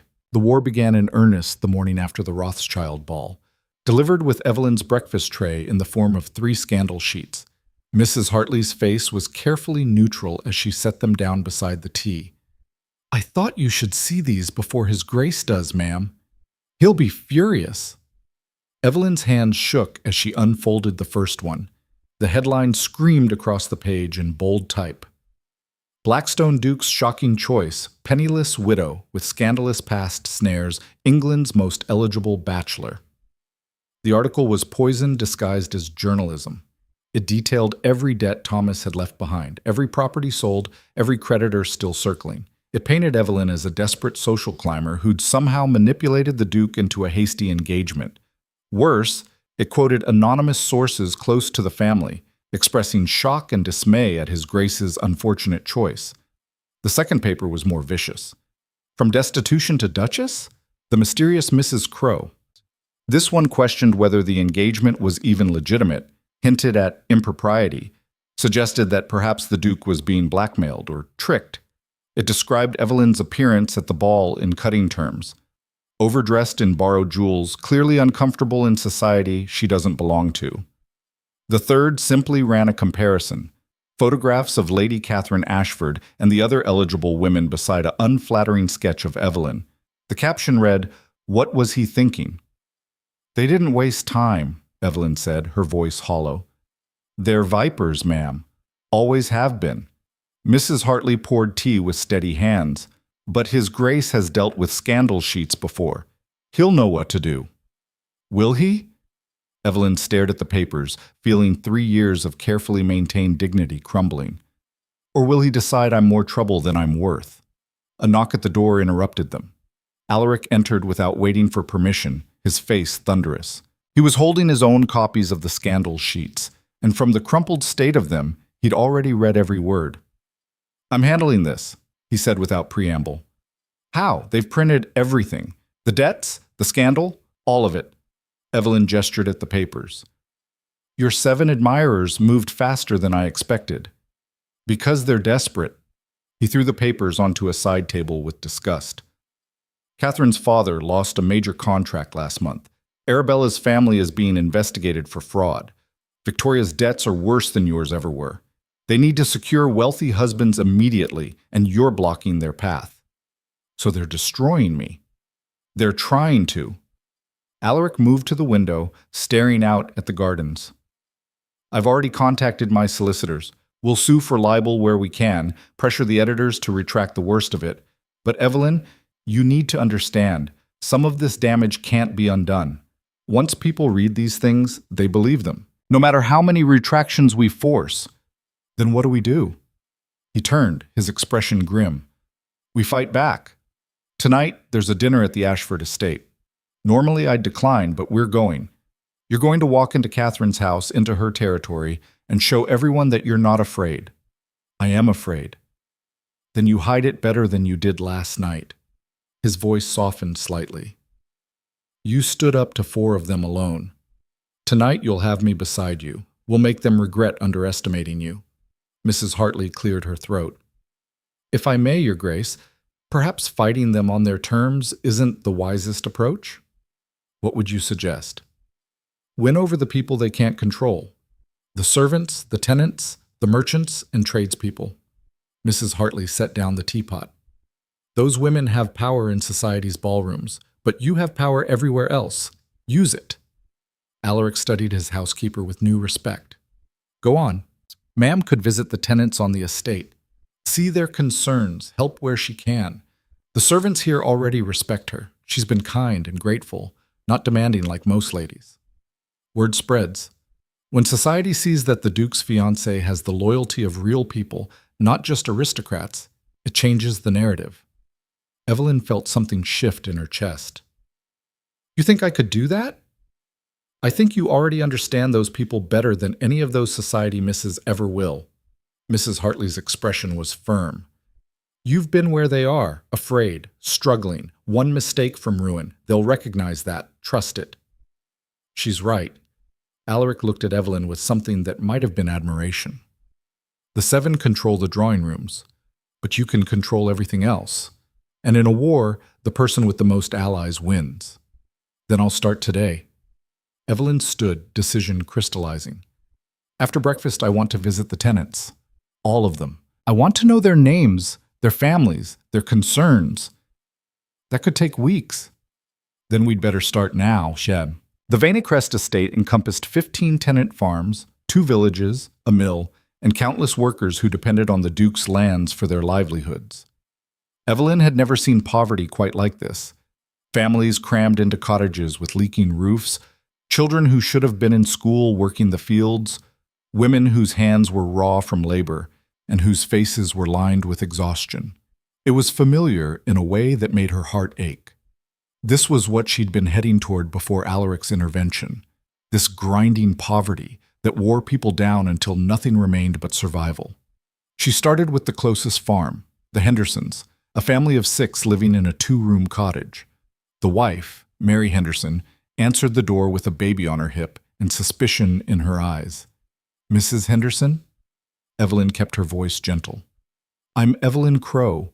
I'm engaged to His Grace, and I wanted to introduce myself. We heard about you. Mary's tone was neutral. The paper's been saying all sorts. I'm sure they have. Most of it's probably true. I am a widow with debts and no standing, but I'm also someone who knows what it's like to struggle. Evelyn glanced at the cottage, seeing the gaps in the walls where wind would whistle through come winter. May I come in? Mary hesitated, then stepped aside. The interior was clean but sparse, a table, a few chairs, sleeping pallets in the corner. The roof showed water stains from recent rain. When was the last time someone repaired the roof? Evelyn asked. 2 years, maybe. We've been asking, but the estate manager says there's no budget. Mary shifted the baby to her other hip. We make do. You shouldn't have to just make do. Evelyn made a mental note. What else needs fixing? Over the next hour, Mary opened up. The well was contaminated. The fence around the garden was collapsing, letting in rabbits that destroyed their vegetables. Her oldest son needed an apprenticeship but couldn't afford one. Her husband worked himself nearly to death, but the crops weren't producing enough because the soil needed treatment. Evelyn listened to all of it, taking notes in a small book she'd brought. When she finally left, Mary walked her to the door with something softer in her expression. You're different from what I expected, she admitted. Most fine ladies don't want to hear about leaking roofs and sick wells. Most fine ladies have never had to worry about where their next meal comes from. Evelyn squeezed her hand. I'll make sure these things get fixed, Mrs. Henderson. You have my word. The pattern repeated at farm after farm, cottage after cottage. Everywhere Evelyn went, she found the same story. Good people struggling with problems that money could easily solve, but no one with power had bothered to care. She met children who needed medicine, women who needed midwives, men who needed better tools. And everywhere she went, word spread ahead of her. By the third day, people were waiting at their doors, ready to speak with the Duke's strange new fiancé, who actually listened. On the fourth day, she brought Alaric. He'd been skeptical when she'd asked him to accompany her, but he came anyway. They visited the mill together, where the owner showed them equipment breaking down and workers risking injury because repairs were too expensive. "How much would it cost to fix this properly?" Alaric asked, examining a wheel that looked ready to collapse. £500, Your Grace? Maybe 6. But we've been told there's no funds." "Who told you that?" "The estate manager, sir, Mr. Blackthorne." Alaric's expression went cold. "Mr. Blackthorne has been embezzling from the estate for years. He's currently awaiting trial. Consider the mill approved for repairs. Send the invoices directly to my office." The mill owner's shock was genuine. "Your Grace, Thank you. This will save jobs, maybe save lives." As they left, Evelyn saw workers watching from windows, saw hope replacing the resignation she'd noticed earlier. "The estate manager was stealing from them?" she asked quietly. "From everyone. The tenants, the workers, me. My solicitors discovered it last month." Alaric's jaw was tight. "I've been so focused on London society and business that I neglected what was happening on my own lands. These people have been suffering while I played power games with aristocrats. You're fixing it now. Because you forced me to pay attention." He looked at her with something unreadable in his dark eyes. 3 days ago, I didn't know Mary Henderson's name, didn't know the mill was failing, didn't know any of it. You did this. I just listened, which is more than anyone else has done in years. He was quiet for a moment, then, "Tonight's dinner at the Ashfords. Are you ready?" "No, but I'm going anyway." His smile was brief and genuine. "You keep saying that. I'm starting to believe you mean it." The Ashford estate was smaller than Vanecrest, but no less impressive, a Georgian manor surrounded by perfectly manicured grounds. Carriages lined the drive, disgorging couples in evening dress. Through the windows, Evelyn could see the party already in progress, glittering chandeliers, beautiful people, the elite gathering to witness her humiliation. "They're all here to see if I break," she said as their carriage stopped. "Then don't break." Alaric offered his hand. "Remember, you're not performing for them. You're performing for me. Look at me. Stay close to me. Let them see that nothing they say or do matters because you have what they want." "Your protection?" "My attention." He pulled her close as they walked toward the entrance. "That's what really infuriates them. Not that you're engaged to a duke, but that the duke actually seems to care about you. So let's make them believe it's real." The entry was orchestrated to maximize impact. Lord Ashford and Lady Catherine stood at the door greeting guests, and when they saw Alaric and Evelyn, something flickered across Catherine's beautiful face, frustration poorly concealed. "Your Grace," Catherine curtsied perfectly, her smile bright and false. "Mrs. Crowe, how lovely you could both join us." "Thank you for the invitation." Evelyn kept her voice steady. "Your home is beautiful." "It's been in my family for generations." The emphasis on family was deliberate. "We take great pride in our heritage and standing, but please come in. Everyone is eager to see you." They entered a drawing room packed with familiar faces from the Rothschild ball. Evelyn recognized all 7 women immediately. They stood together near the fireplace, a united front of wealth and beauty. Around them, the crowd buzzed with barely suppressed excitement. This was theater, and Evelyn was tonight's main attraction. "Shall we?" Alaric murmured, leading her directly toward the group. The 7 women arranged themselves like a tribunal, Catherine at the center, flanked by Arabella and Victoria. The others formed a second line: Helena, Margaret, Cordelia, and Beatrice, all watching with predatory interest. "Mrs. Crowe," Catherine's voice carried across the suddenly quiet room. "I'm so glad you decided to join us despite those unfortunate articles in the scandal sheets. It must have been terribly distressing to have your private affairs made so public." "I've endured worse." Evelyn met her gaze squarely. "I'm sure you have." Arabella's smile was sharp, though one does wonder if perhaps the articles simply revealed truths that should have been disclosed earlier, before certain commitments were made. Are you suggesting I deceived His Grace about my circumstances? Evelyn felt Alaric tense beside her. I'm suggesting that transparency is important in any relationship. Arabella gestured gracefully. For instance, were you transparent about the full extent of your debts? About Victor Crow's legal actions against you? About the fraud accusations? The room went completely silent. Every eye turned to Evelyn, waiting. I was transparent about everything, Evelyn said clearly. His Grace knows my entire situation. Unlike some people, I don't believe in manipulation or deception. How noble! Victoria's laugh was cutting. Though some might say accepting a marriage proposal when one is desperate for money is itself a form of deception. And some might say spending years throwing themselves at a man who clearly isn't interested is a form of delusion. The words came out before Evelyn could stop them, sharp and true. Gasps rippled through the crowd. Victoria went white, then red. Catherine's expression froze. At least we have breeding, Margaret Sinclair said, her Scottish accent thick with contempt. At least we know how to conduct ourselves in society. You're an embarrassment, Mrs. Crow. A widow with nothing pretending to be someone worthy of a duke. I've never pretended to be anything I'm not. Evelyn's voice strengthened. I'm a widow, yes. I have debts, yes. I come from a modest family with no great connections. But I've never lied about any of it. Can all of you say the same? How dare you? How dare I what? Refuse to be ashamed?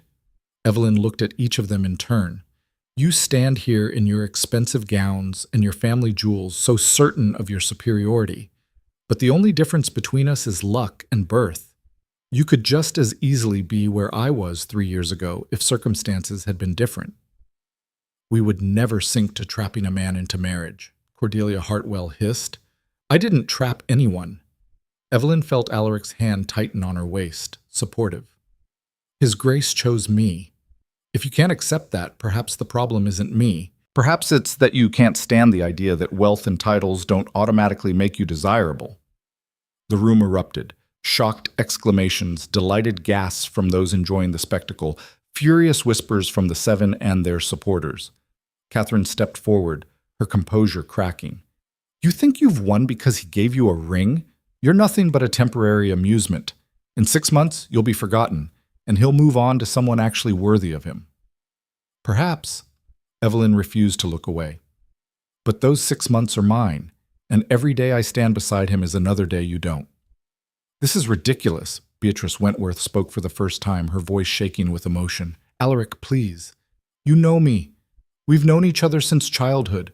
How can you choose her over? I can choose whoever I want. Alaric's voice cut across hers, cold and absolute. And I choose Evelyn. If that offends you, Lady Beatrice, there's the door. The silence that followed was crushing. Beatrice looked like she'd been slapped, tears welling in her eyes. The other 6 stood frozen, their united front fracturing as they processed this public rejection. Then Lord Ashford, clearly trying to salvage the evening, clapped his hands. Shall we move to dinner? I believe everything is ready. The crowd began to shift, but the damage was done. Evelyn had drawn blood, and everyone knew it. Dinner was a nightmare of forced conversation and poisonous glances. Evelyn found herself seated between 2 older lords who clearly disapproved of her but were too polite to say so directly. Across the table, Catherine held court, her smile fixed, but her eyes promising retribution. The meal dragged on, course after course, each more elaborate than the last. Evelyn barely tasted anything, too focused on maintaining composure. Then, as dessert was being served, Catherine stood and tapped her glass for attention. Before we conclude this lovely evening, I have an announcement. Her smile was triumphant. Lord Ashford and I are pleased to share that our engagement will be announced next week. We're so grateful to all our friends for their support during this happy time. Polite applause rippled around the table. Lord Ashford looked genuinely pleased. Catherine's gaze locked onto Alaric, challenging. Congratulations, Alaric said neutrally. I'm sure you'll be very happy. As happy as you and Mrs. Crow, I'm certain. Catherine's smile sharpened. Though, of course, Lord Ashford and I have the advantage of knowing each other well. No surprises. No secrets suddenly revealed. Secrets have a way of surfacing eventually, Evelyn heard herself say. Don't they? Something dangerous flickered in Catherine's eyes. What do you mean? Simply that everyone has secrets, even people who seem perfect on the surface. Evelyn kept her voice light, conversational. I found that the people most eager to expose others' flaws are often hiding the worst ones themselves. Are you implying something, Mrs. Crow? I'm stating a fact. Evelyn took a sip of wine. Though if it struck a nerve, perhaps you should examine why. The table went deathly quiet. Catherine's face flushed with fury, her composure finally shattering completely. You presumptuous little... Catherine. Lord Ashford's voice was sharp with warning. Perhaps we should... No. Catherine threw down her napkin. I won't sit here and be insulted by someone who has no right to even be in this house. You want to know the truth about your precious fiancée, Your Grace? She's not just a widow with debts. She's desperate enough to do anything, to secure money and position. Catherine, stop. Arabella tried to intervene. She needs to know her place. Catherine rounded on Evelyn. You think you're clever? Think you've won? Let me tell you what's going to happen. Tomorrow morning, every newspaper in London will receive evidence of fraud committed by you and your late husband. Letters, documents, proof that you knew about his illegal dealings and participated in them. Evelyn's blood went cold. That's a lie. Is it? Can you prove it? Catherine's smile was vicious. Because I have documents with your signature. Financial records showing you helped Thomas Crow hide money from creditors. You're not just a widow, Mrs. Crow. You're a criminal. And by tomorrow afternoon, everyone will know it. The room exploded in shocked whispers. Evelyn couldn't breathe, couldn't think. Fraud charges, criminal prosecution, everything she'd feared, manifesting worse than she'd imagined. You forged those documents, Alaric said, his voice deadly quiet. Prove it. Catherine's confidence was absolute. My solicitors have already verified their authenticity. By this time tomorrow, Mrs. Crow will be facing arrest. And you, Your Grace, will be engaged to a wanted criminal. I wonder how that will affect your reputation. You vindictive... Alaric started to rise. No. Evelyn grabbed his arm, her mind racing. This was the trap, the real one. Catherine hadn't been trying to destroy her socially. That was just distraction. She'd been building a legal case, manufacturing evidence, creating a situation where Evelyn would either flee or drag Alaric down with her. And suddenly, Evelyn saw the pattern, saw how this had always been the plan. Drive her to desperation, then offer one final deal, leave Alaric and disappear or face prosecution. Either way, Evelyn lost. But there was a third option, one that terrified her more than arrest. Do it, she said clearly. Catherine blinked. What? Send your forged documents to the newspapers. File your false charges. Do whatever you plan to do. Evelyn stood, facing the entire table. Because I'm not running. I'm not hiding. And I'm certainly not letting you manipulate me into abandoning the only person who stood by me in 3 years. You're insane. You'll be arrested. Then arrest me. Evelyn's voice rang with conviction she didn't feel. But know this. If you do, I'll fight. I'll expose every dirty secret, every manipulation, every cruel thing you and your friends have done. I'll drag all of you through the courts with me. And when the dust settles, we'll see who society really believes. 7 wealthy women with obvious motives, or 1 widow with nothing left to lose. The silence was absolute. Catherine stared at her, clearly not having expected this response. Around the table, faces showed shock, calculation, uncertainty. You're bluffing, Catherine finally said, but her voice wavered. Try me.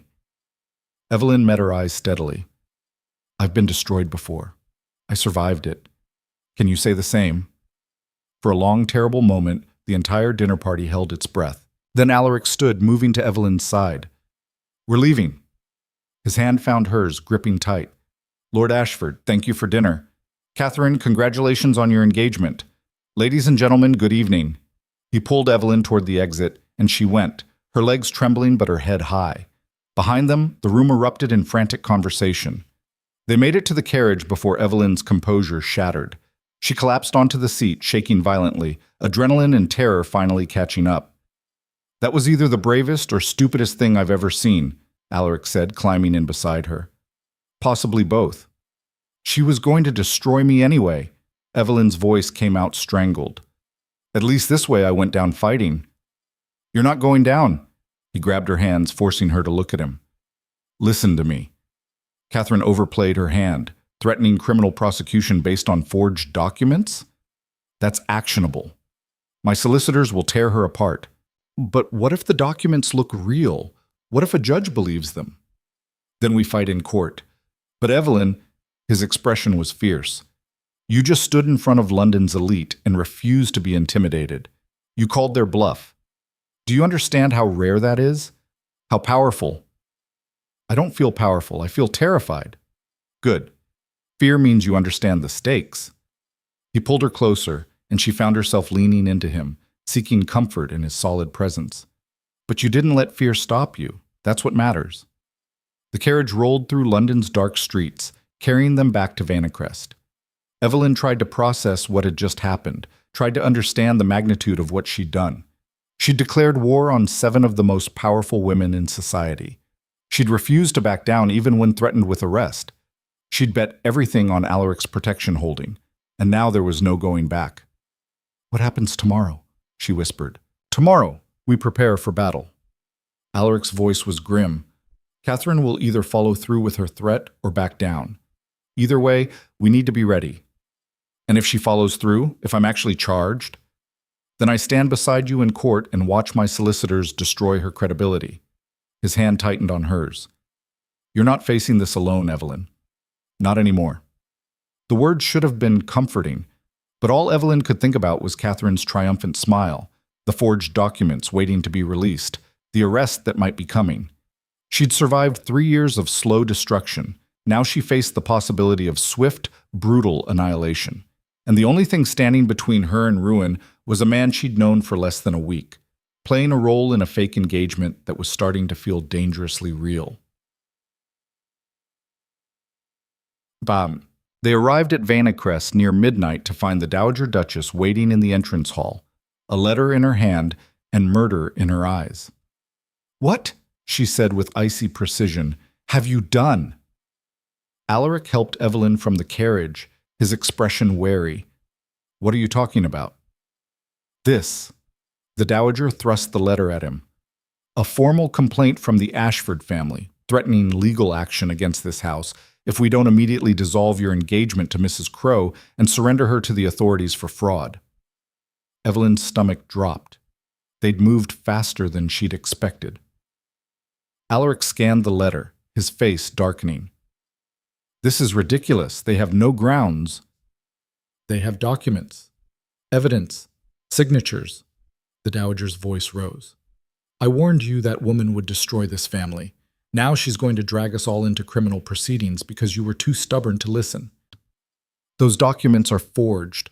Can you prove that? The Dowager turned on Evelyn. Can you stand in court and prove your innocence?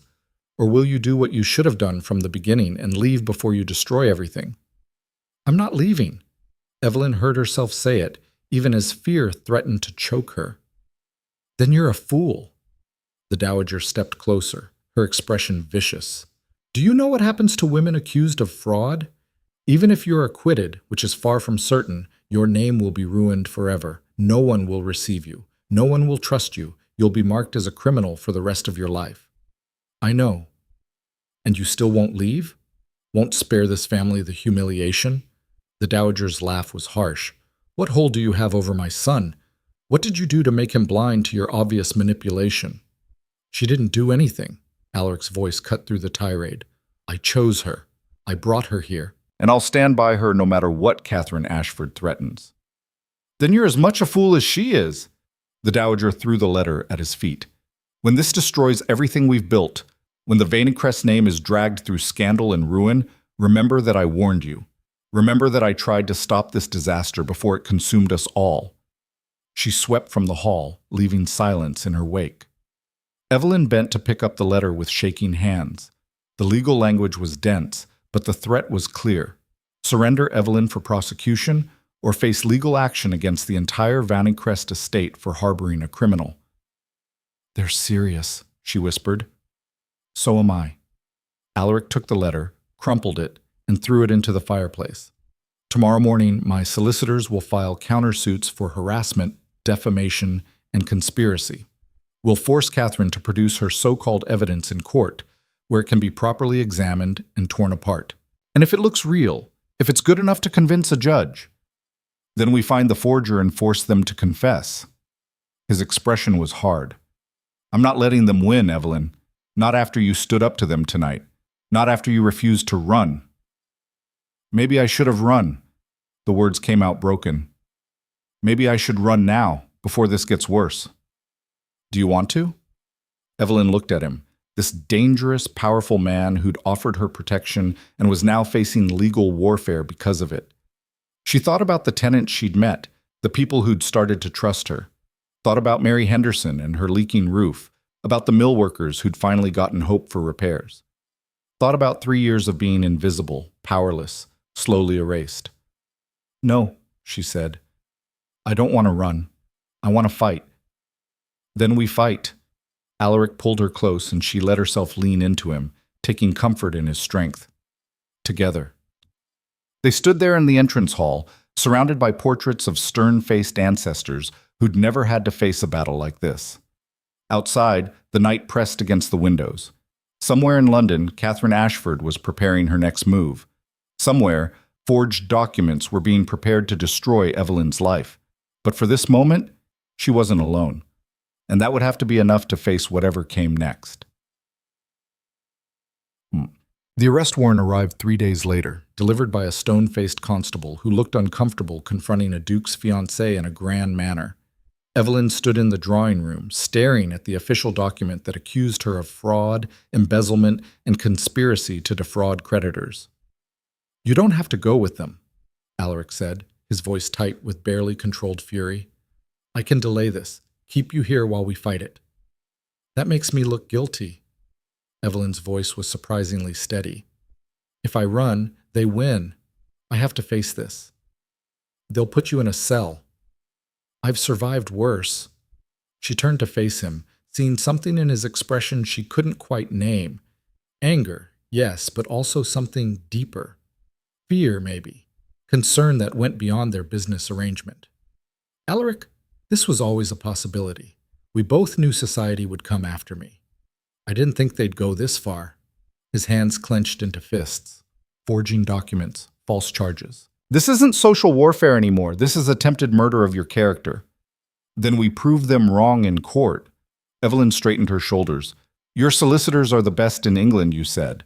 Let them do their job." The constable cleared his throat. "Ma'am, I need to take you into custody now." "One moment." Alaric stepped between them. "She comes voluntarily, which means no chains, no public spectacle. You transport her discreetly, and she's held in comfortable accommodations pending trial. Those are my conditions." "Your Grace, I don't have authority." "Then find someone who does.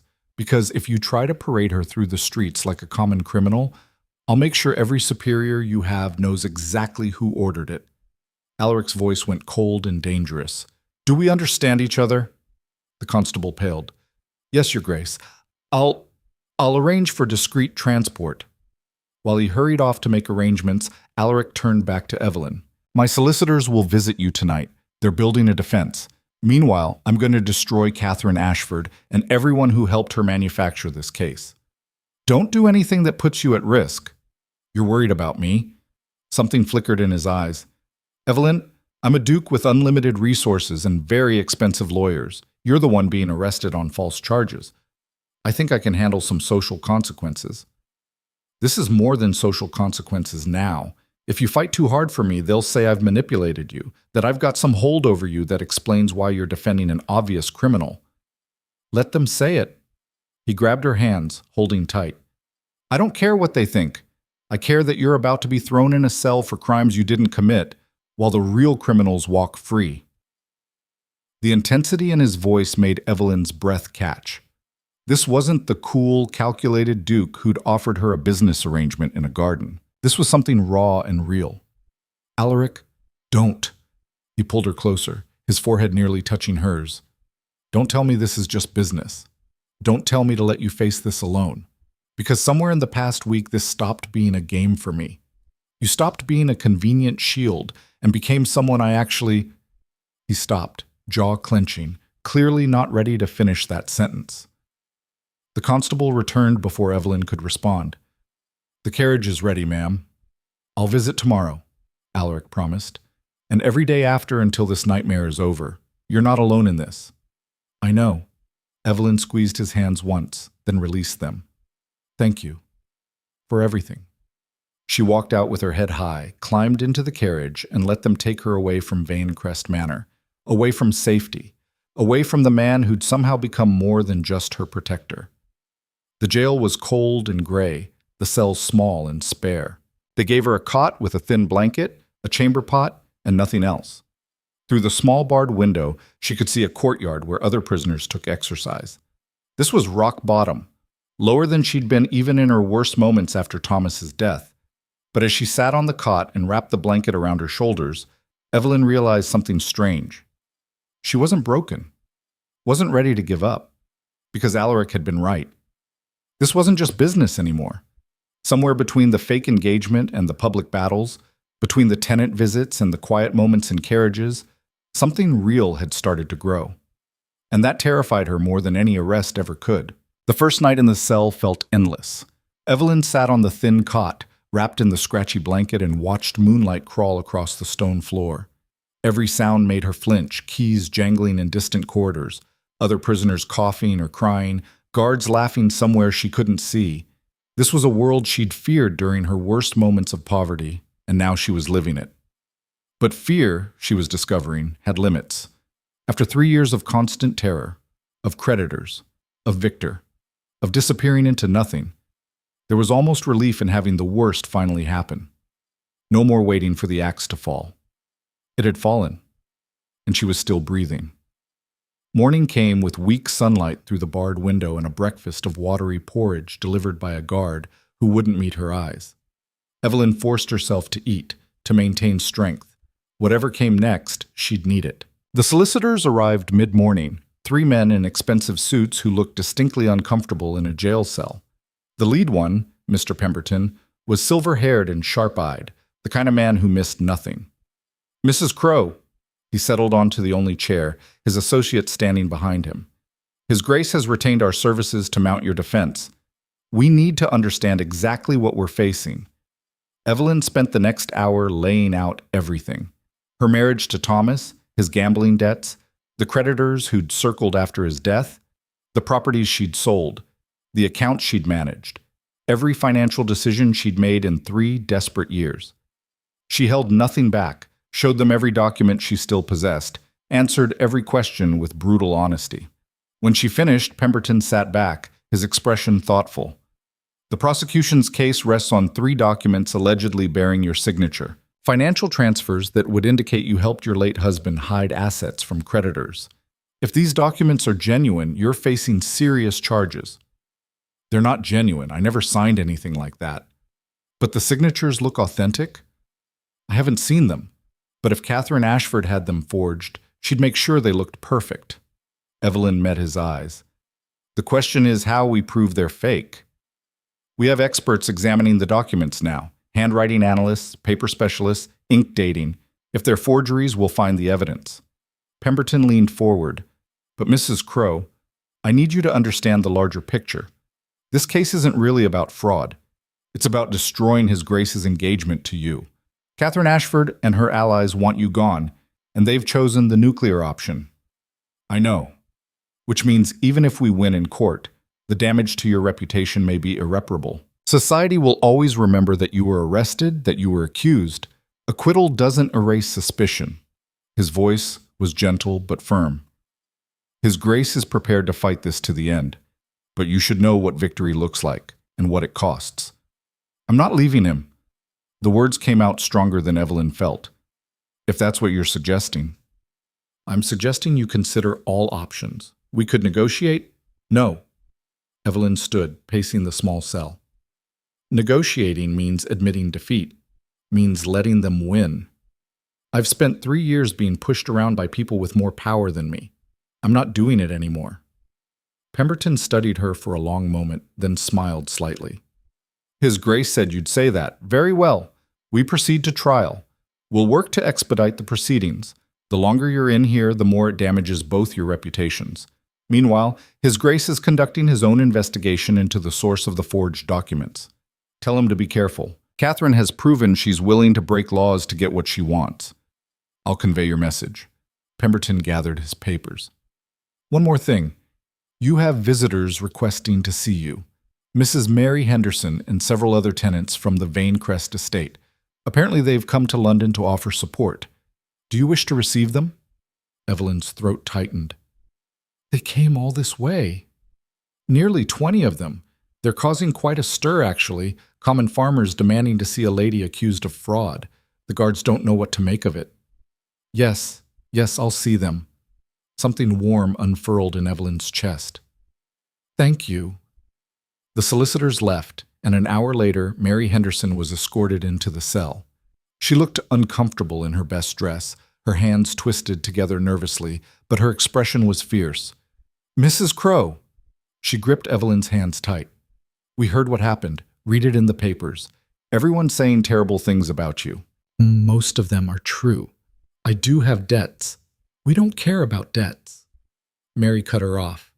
We care that you came to our homes, that you listened when no one else would, that you got our roofs fixed and our wells cleaned and our children apprenticeships. You did more for us in a week than anyone from that manor has done in years.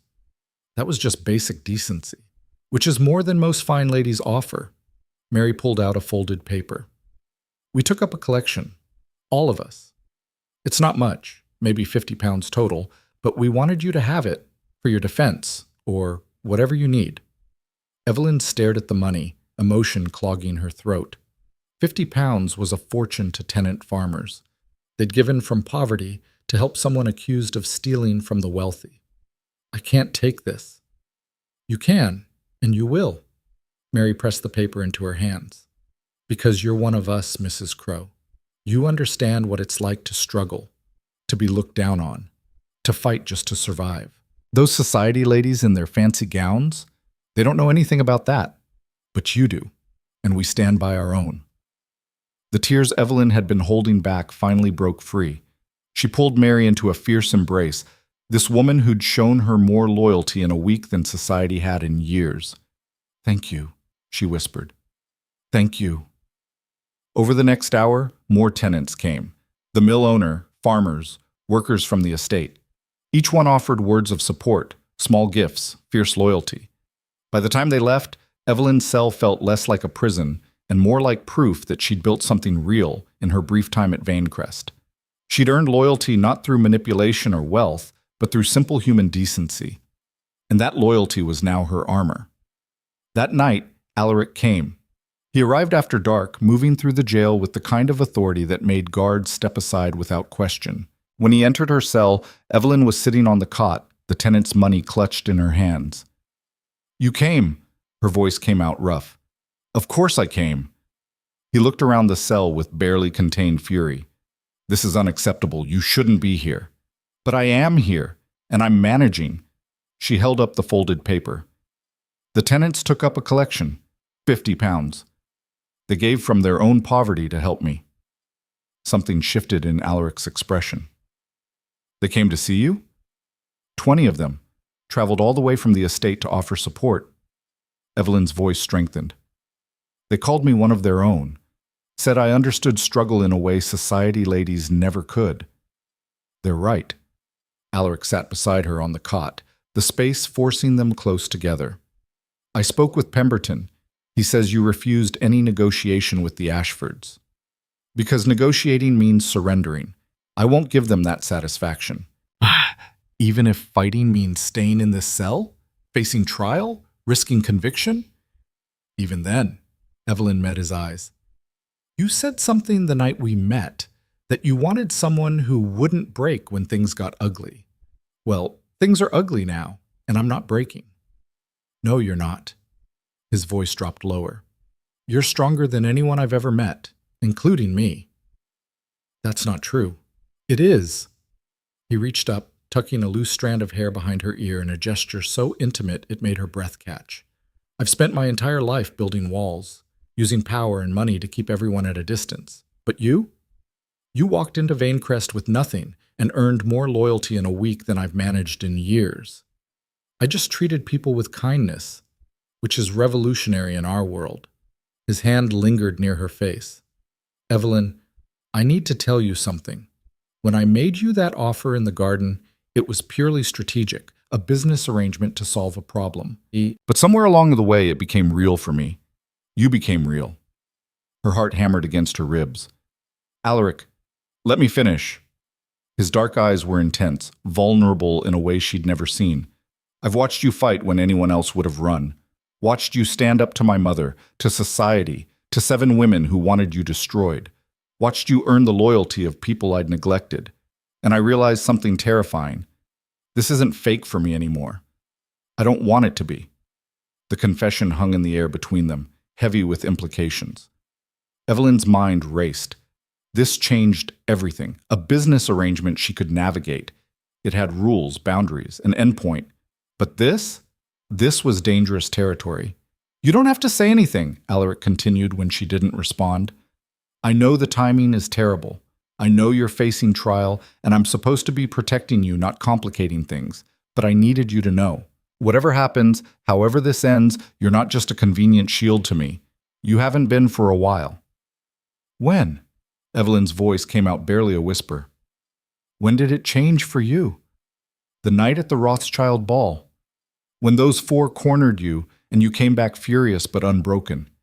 You stood up to them knowing they could destroy you, and you did it anyway." His smile was brief and genuine. "I've spent years watching people bow and scrape and manipulate to get what they want from me. But you? You told them to do their worst. That's when I knew." "Knew what?" "That I was in serious trouble." He laughed quietly. "Because I just made a business deal with someone I was starting to care about, and caring makes everything complicated." Evelyn's hands trembled. She wanted to tell him she felt it too, that somewhere between fake engagement and real battles, he'd become more than just her protector, that his presence steadied her, that his faith in her strength made her actually feel strong, that the idea of this ending in 6 months and never seeing him again made her chest ache. But she was sitting in a jail cell, accused of fraud, facing trial.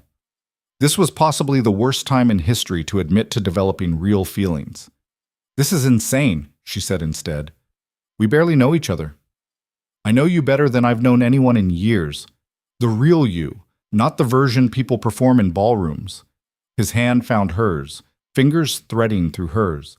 "And I know that whether this is strategic insanity or genuine emotion, I'm not walking away. Not while you're in here. Not while you're facing charges. Not ever, if you'll have me. Even if I'm convicted? Even if the trial ruins both our reputations? Especially then." His voice was fierce. "You think I care what society says? I built my fortune by ignoring their rules. I can ignore their judgment too. Your mother will have an apoplexy." "My mother has been having apoplexy since I was born. It hasn't killed her yet." He squeezed her hand. "Evelyn, I can't promise this will be easy. I can't promise society will ever accept you. But I can promise I'll stand beside you through whatever comes. Not because of a business arrangement, because I choose to." The tears came again, but different this time. Not despair or fear, but something dangerously close to hope. "I don't know how to do this," she admitted. "I married Thomas because he was kind and offered escape from my family. It wasn't love, just convenience. I don't know what real love looks like." "Neither do I." Alaric's smile was crooked. "So I guess we'll figure it out together after we destroy Catherine Ashford and clear your name." Despite everything, Evelyn laughed. "You make it sound so simple." "It is simple. We have the truth, the best solicitors in England, and enough money to bury our enemies in legal paperwork until they cry for mercy. Plus, we have something they don't." "What's that?" "People who actually care about us. Not for what we can give them, but for who we are." He gestured toward the cell door. 20 tenants traveling to London to support you? That's real power, Evelyn. The kind money can't buy. A guard appeared at the door. "Your Grace, visiting hours are over." 5 more minutes. "Sir, the rules. 5 minutes, or I'll buy this entire jail and make new rules." Alaric's voice went cold. "Your choice." The guard fled. Alaric turned back to Evelyn, his expression softening. Pemberton will have you out of here soon. The hearing is set for 3 days from now. We'll prove the documents are forged, expose Catherine's conspiracy, and end this nightmare. He stood, but kept hold of her hand. Until then, remember what you told those 7 women at the Ashford dinner. You've survived worse. You'll survive this. And after? When this is over and I'm acquitted? Then we figure out what this is between us. Whether it's real or just crisis creating false intimacy. Whether we actually want to be together or just got caught up in the drama. He lifted her hand to his lips, pressing a kiss to her knuckles that sent heat racing up her arm. But my guess? It's real, and I'm willing to find out. He left before she could respond, his footsteps echoing down the corridor. Evelyn sat in the dim cell, her hand still tingling from his kiss, her heart racing with possibility and terror in equal measure. 3 days until the hearing, 3 days to prepare for the battle that would determine everything. She lay back on the thin cot, clutching the tenant's money, and tried to quiet her spinning thoughts. Somewhere in London, Alaric was hunting for evidence to destroy Catherine's case. Somewhere, the 7 women were plotting their next move. Somewhere, society was watching to see if the widow would break. But Evelyn had spent 3 years learning how to survive impossible odds. She'd learned when to bow and when to fight, when to hide and when to stand visible and defiant. And now she knew something else. She wasn't alone. Not anymore. That knowledge carried her through the next 3 days. The trial preparation consumed every waking moment. Pemberton visited daily with updates. They'd found the forger, a desperate clerk who'd been paid by an intermediary. They'd traced the paper stock to a supplier who confirmed it had been purchased just 2 weeks ago, not 3 years ago when the documents were allegedly signed. They had handwriting experts ready to testify that the signatures, while skilled forgeries, showed microscopic inconsistencies with Evelyn's actual hand. The case was collapsing. Catherine had been sloppy in her desperation, and now the evidence was piling up against her. But society, Pemberton warned, didn't care about evidence. They cared about spectacle, and the trial would be pure theater. The morning of the hearing arrived gray and drizzling. Guards came for Evelyn early, leading her through corridors to a carriage that would transport her to court. She'd been given her own clothes back, the sapphire gown from the Rothschild ball, cleaned and pressed. Madame Laurent had apparently sent it specifically for this occasion, along with a note. "You look like a duchess. Make them remember it." The courthouse was surrounded by crowds when they arrived. Hundreds of people pressing against barriers, some shouting support, others hurling insults. Journalists sketched frantically, capturing every moment. This wasn't just a trial, it was entertainment. Inside, the courtroom was packed. Evelyn saw familiar faces. The 7 women clustered together, Catherine at the center looking confident. Lord Ashford beside her, stone-faced. The Dowager Duchess in the back, her expression unreadable. And in the front row, Alaric, flanked by his solicitors and looking like barely restrained violence. Their eyes met across the crowded room, and he nodded once. A promise. "I'm here." The judge entered, and the room fell silent. Lord Justice Blackstone, no relation to Alaric despite the similar title, was known for being fair but harsh on fraud. If Evelyn was going to face anyone, at least it was someone with a reputation for following evidence rather than social pressure. The prosecution went first, laying out their case with dramatic flair. The forged documents were presented, signatures that looked remarkably like Evelyn's. The narrative was clear. Desperate widow conspires with late husband to hide assets, continues fraud after his death, only caught when she tried to trap a duke into marriage to escape consequences. It was devastating, and if Evelyn hadn't known it was fiction, she might have believed it herself. Then Pemberton stood for the defense. "Your Honor, the prosecution has presented an impressive story. Unfortunately for them, it's entirely fabricated." He gestured to his team. "We have evidence that these documents were created within the past month, not 3 years ago as claimed. We have the forger ready to testify that he was hired specifically to create these documents. We have handwriting experts who will demonstrate that while the signatures are skilled forgeries, they are nonetheless false." Gasps rippled through the courtroom. Catherine's confident expression flickered. "Furthermore," Pemberton continued, We have testimony from 20 tenants of the Vanecrest estate who will speak to Mrs. Crow's character and integrity. We have financial records showing every transaction she made over the past 3 years, all legal, all documented, all in service of paying her late husband's legitimate debts.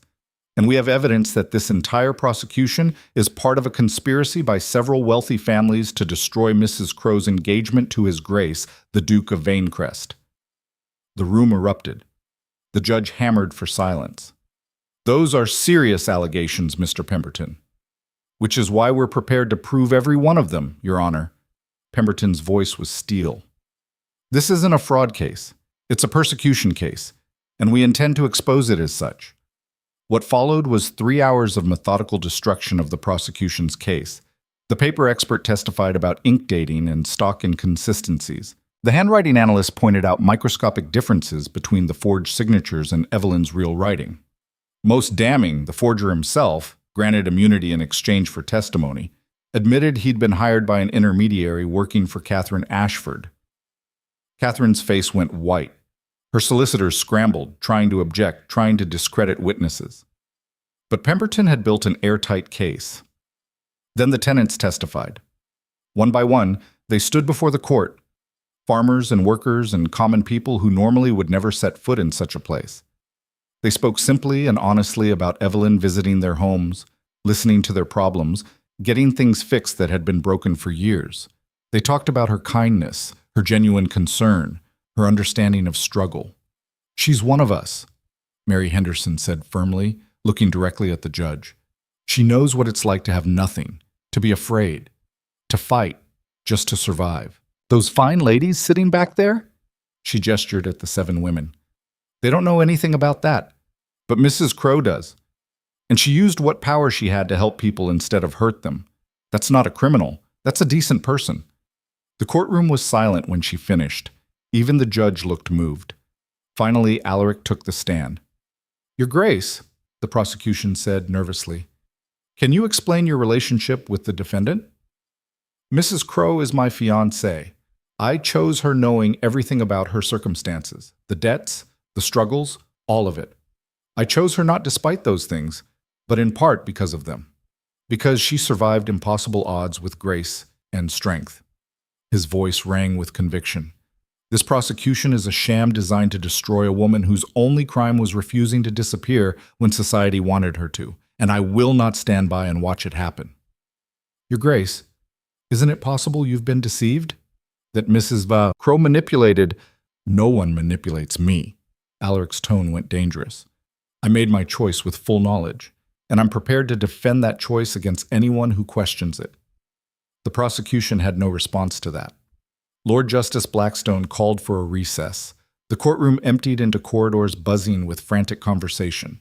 Evelyn found herself surrounded by Pemberton's team, all looking cautiously optimistic. We've got them, one of the junior solicitors said. The forger's testimony alone destroys their case. Don't celebrate yet, Pemberton warned. The judge still has to rule. An hour later, they were called back. Lord Justice Blackstone looked stern as he surveyed the courtroom. I've reviewed all evidence presented today. The testimony of the forger, the analysis of the documents, the character witnesses for the defendant, and I've come to a conclusion. The room held its breath. The charges against Mrs. Evelyn Crow are dismissed. The evidence clearly shows these documents were fabricated recently with malicious intent.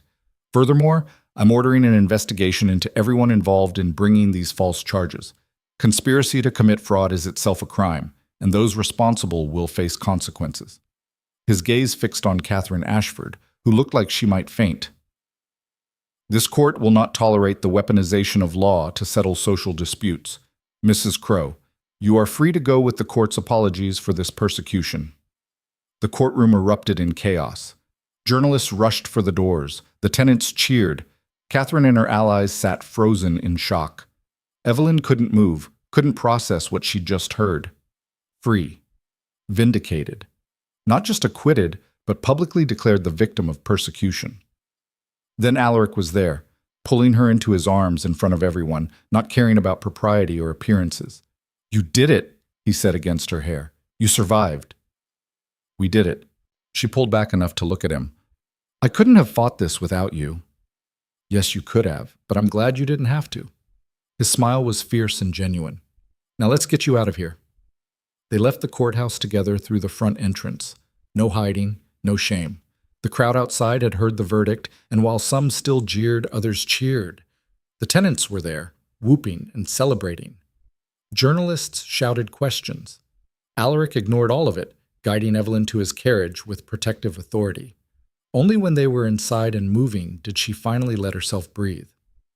"What happens now?" she asked. "Now Catherine faces investigation for conspiracy. The other 6 will probably scatter, trying to distance themselves from the scandal. Society will gossip for weeks." He took her hand. "And you'll come back to Vanecrest and decide what you actually want." "What I want?" "You agreed to 6 months. We're barely 2 weeks in and you've already been arrested and tried. I wouldn't blame you for wanting out of this arrangement." His voice was carefully neutral, but his hand tightened on hers. "So I'm asking, what do you want, Evelyn? Freedom? To walk away with money and start fresh somewhere Catherine's allies can't reach you? Or what? Or stay? Not because of our arrangement, not because you need protection, but because you choose to." He met her eyes. "I meant what I said in that cell. This became real for me, but I need to know if it's real for you too, or if I'm just someone who happened to be there when you needed help." The carriage rattled through London streets, carrying them toward Vanecrest and an uncertain future. Evelyn thought about the past 2 weeks, the terror and triumph, the battles fought and won, the moment she'd stopped being invisible and became someone who mattered. She thought about Alaric in that garden, offering her a lifeline when she had nothing. Thought about him standing in court, defending her in front of everyone. Thought about his confession in the cell, raw and honest and terrifying. And she thought about what Mary Henderson had said. "You're one of us. You understand struggle." She did understand it, had lived it. And she'd learned that the people worth keeping were the ones who stood beside you when everything collapsed. Alaric had done that, not perfectly, not without his own flaws and walls and complications. But he'd stood beside her. "I choose to stay," she said quietly. "Not for 6 months, not for an arrangement, but because somewhere in the middle of all this chaos, you became real to me too, and I want to find out what that means." The expression on his face was worth every battle she'd fought to get here. Relief and joy and something deeper, something that looked like the beginning of actual love. "Then we'll figure it out together." He pulled her close, and she went willingly, letting herself be held by someone who saw her strength and vulnerability both. No more fake engagement, no more business arrangement. Just us, figuring out what this is. Society is going to lose their minds. Let them. His laugh rumbled against her. "We've survived worse." The carriage rolled through Vanecrest's gates as sunset painted the sky orange and gold. They passed the tenants' cottages, and Evelyn saw people waving, celebrating her return. Saw the manor rising ahead, no longer a beautiful prison, but potentially a home. She'd entered this world as prey, desperate and hunted. She was leaving the courthouse as something else entirely. Someone who'd fought the elite and won. Someone who'd earned loyalty from the powerless and respect from the powerful. Someone who'd proven that strength came from surviving, not from never being broken. The woman who'd sat invisible at the Pembroke wedding would never have believed this ending, would never have imagined herself riding through an estate with a duke's arms around her, vindicated in court, free to choose her own future. But that woman was gone. In her place was someone harder, braver, and finally free. The game wasn't over. Catherine would face consequences, but her allies remained. Society would gossip. The Dowager would continue her cold warfare. There would be more battles ahead. But Evelyn had learned something crucial. She could fight them and win. And she wouldn't be fighting alone. The Dowager Duchess was waiting in the drawing room when they arrived, standing by the fireplace like a general preparing for war. Her expression when Evelyn and Alaric entered together, his arms still around her waist, both of them disheveled from the carriage ride, could have frozen fire. "So you're back." Her voice was ice. "Vindicated in court, but still scandalous, still unsuitable, still everything I warned you about." "Mother?" Alaric's tone carried warning. Evelyn was just cleared of false charges brought by people you invited into this house. I suggest you choose your next words carefully. Careful. The Dowager's laugh was bitter. I've been careful for 30 years, protecting this family's reputation, making strategic alliances, ensuring the Vanecrest name stood for something. And in 2 weeks, you've dragged us through scandal sheets, criminal courts, and public spectacle. All for her. Yes. Alaric stepped forward, his hand never leaving Evelyn's back. All for her, because she's worth more than 1,000 strategic alliances. Because she has more integrity in her smallest finger than most of the aristocracy has in their entire bloodlines. And because I love her. The words hung in the suddenly silent room. Evelyn's breath caught. He'd said it. Not in a private cell or a carriage, but here, in front of his mother, making it real and permanent. The Dowager stared at her son like she'd never seen him before. You love her, a widow with debts and scandal, a woman you've known for 2 weeks. Yes, you've lost your mind. Perhaps. Alaric's smile was sharp. Or perhaps I've finally found it. You spent decades trying to mold me into what you thought I should be. But Evelyn accepts what I actually am, including the parts you've always hated. What she accepts is your money and your title. She refused both when I first offered them. Evelyn finally found her voice. I could have walked away after the trial with everything I needed to start fresh. Your son gave me that choice. I chose to stay. Not for money. Not for position. But because he's the first person in years who's seen me as more than a problem to be solved or a burden to be carried. The Dowager's gaze shifted to her, reassessing. You realize what you're choosing. A life under constant scrutiny. Society will never fully accept you. They'll whisper about your past forever. Your children, if you have them, will hear stories about their mother, the accused fraud. I know. Evelyn straightened her shoulders. But I've learned something these past 2 weeks. The people whose opinions actually matter, the tenants, the workers, the ones living real lives, they don't care about scandal sheets or society gossip. They care about kindness and integrity, and I'd rather have their respect than society's approval. Something flickered in the Dowager's expression. Not warmth, she was too controlled for that, but perhaps a grudging acknowledgement. You stood up to them, she said slowly. The Ashfords, the 7 families, they tried to destroy you, and you refused to break. I learned from the best. Evelyn met her eyes steadily. You've been trying to intimidate me since I arrived. Every cold word, every dismissal, every reminder that I don't belong. But you never broke me either. So thank you, Your Grace. You taught me how to survive hostile territory. For a long moment, the Dowager simply stared. Then, impossibly, her lips twitched into something that might have been the ghost of a smile. You have spine. I'll grant you that. She moved to the sideboard, pouring 3 glasses of sherry with precise movements. Very well, if my son is determined to throw away decades of careful planning for a woman who argues with duchesses and befriends farmers, I suppose I can't stop him. But understand this, Mrs. Crow. If you hurt him, if you prove to be the disaster I suspect you are, I will make the past 2 weeks look like a pleasant garden party. Understood. Evelyn accepted the offered glass. And if you continue treating the estate tenants like disposable tools while hoarding resources, I'll make your life equally unpleasant. Deal? The Dowager's eyebrows rose. Alaric made a strangled sound that might have been a laugh. You dare threaten me in my own home? I dare suggest we find a way to coexist that doesn't involve constant warfare.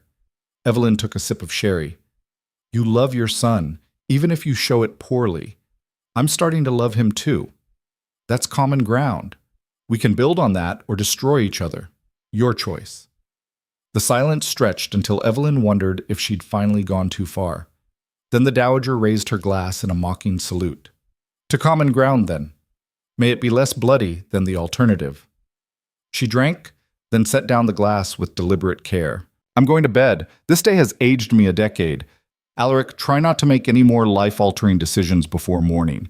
Mrs. Crow, welcome to the family. You'll need all that spine you've developed. She swept from the room, leaving Evelyn and Alaric staring after her. Did that just happen? Evelyn asked. I think my mother just gave us her blessing, in the most hostile way possible, but still. Alaric pulled Evelyn close, his expression a mixture of disbelief and admiration. You threatened the Dowager Duchess.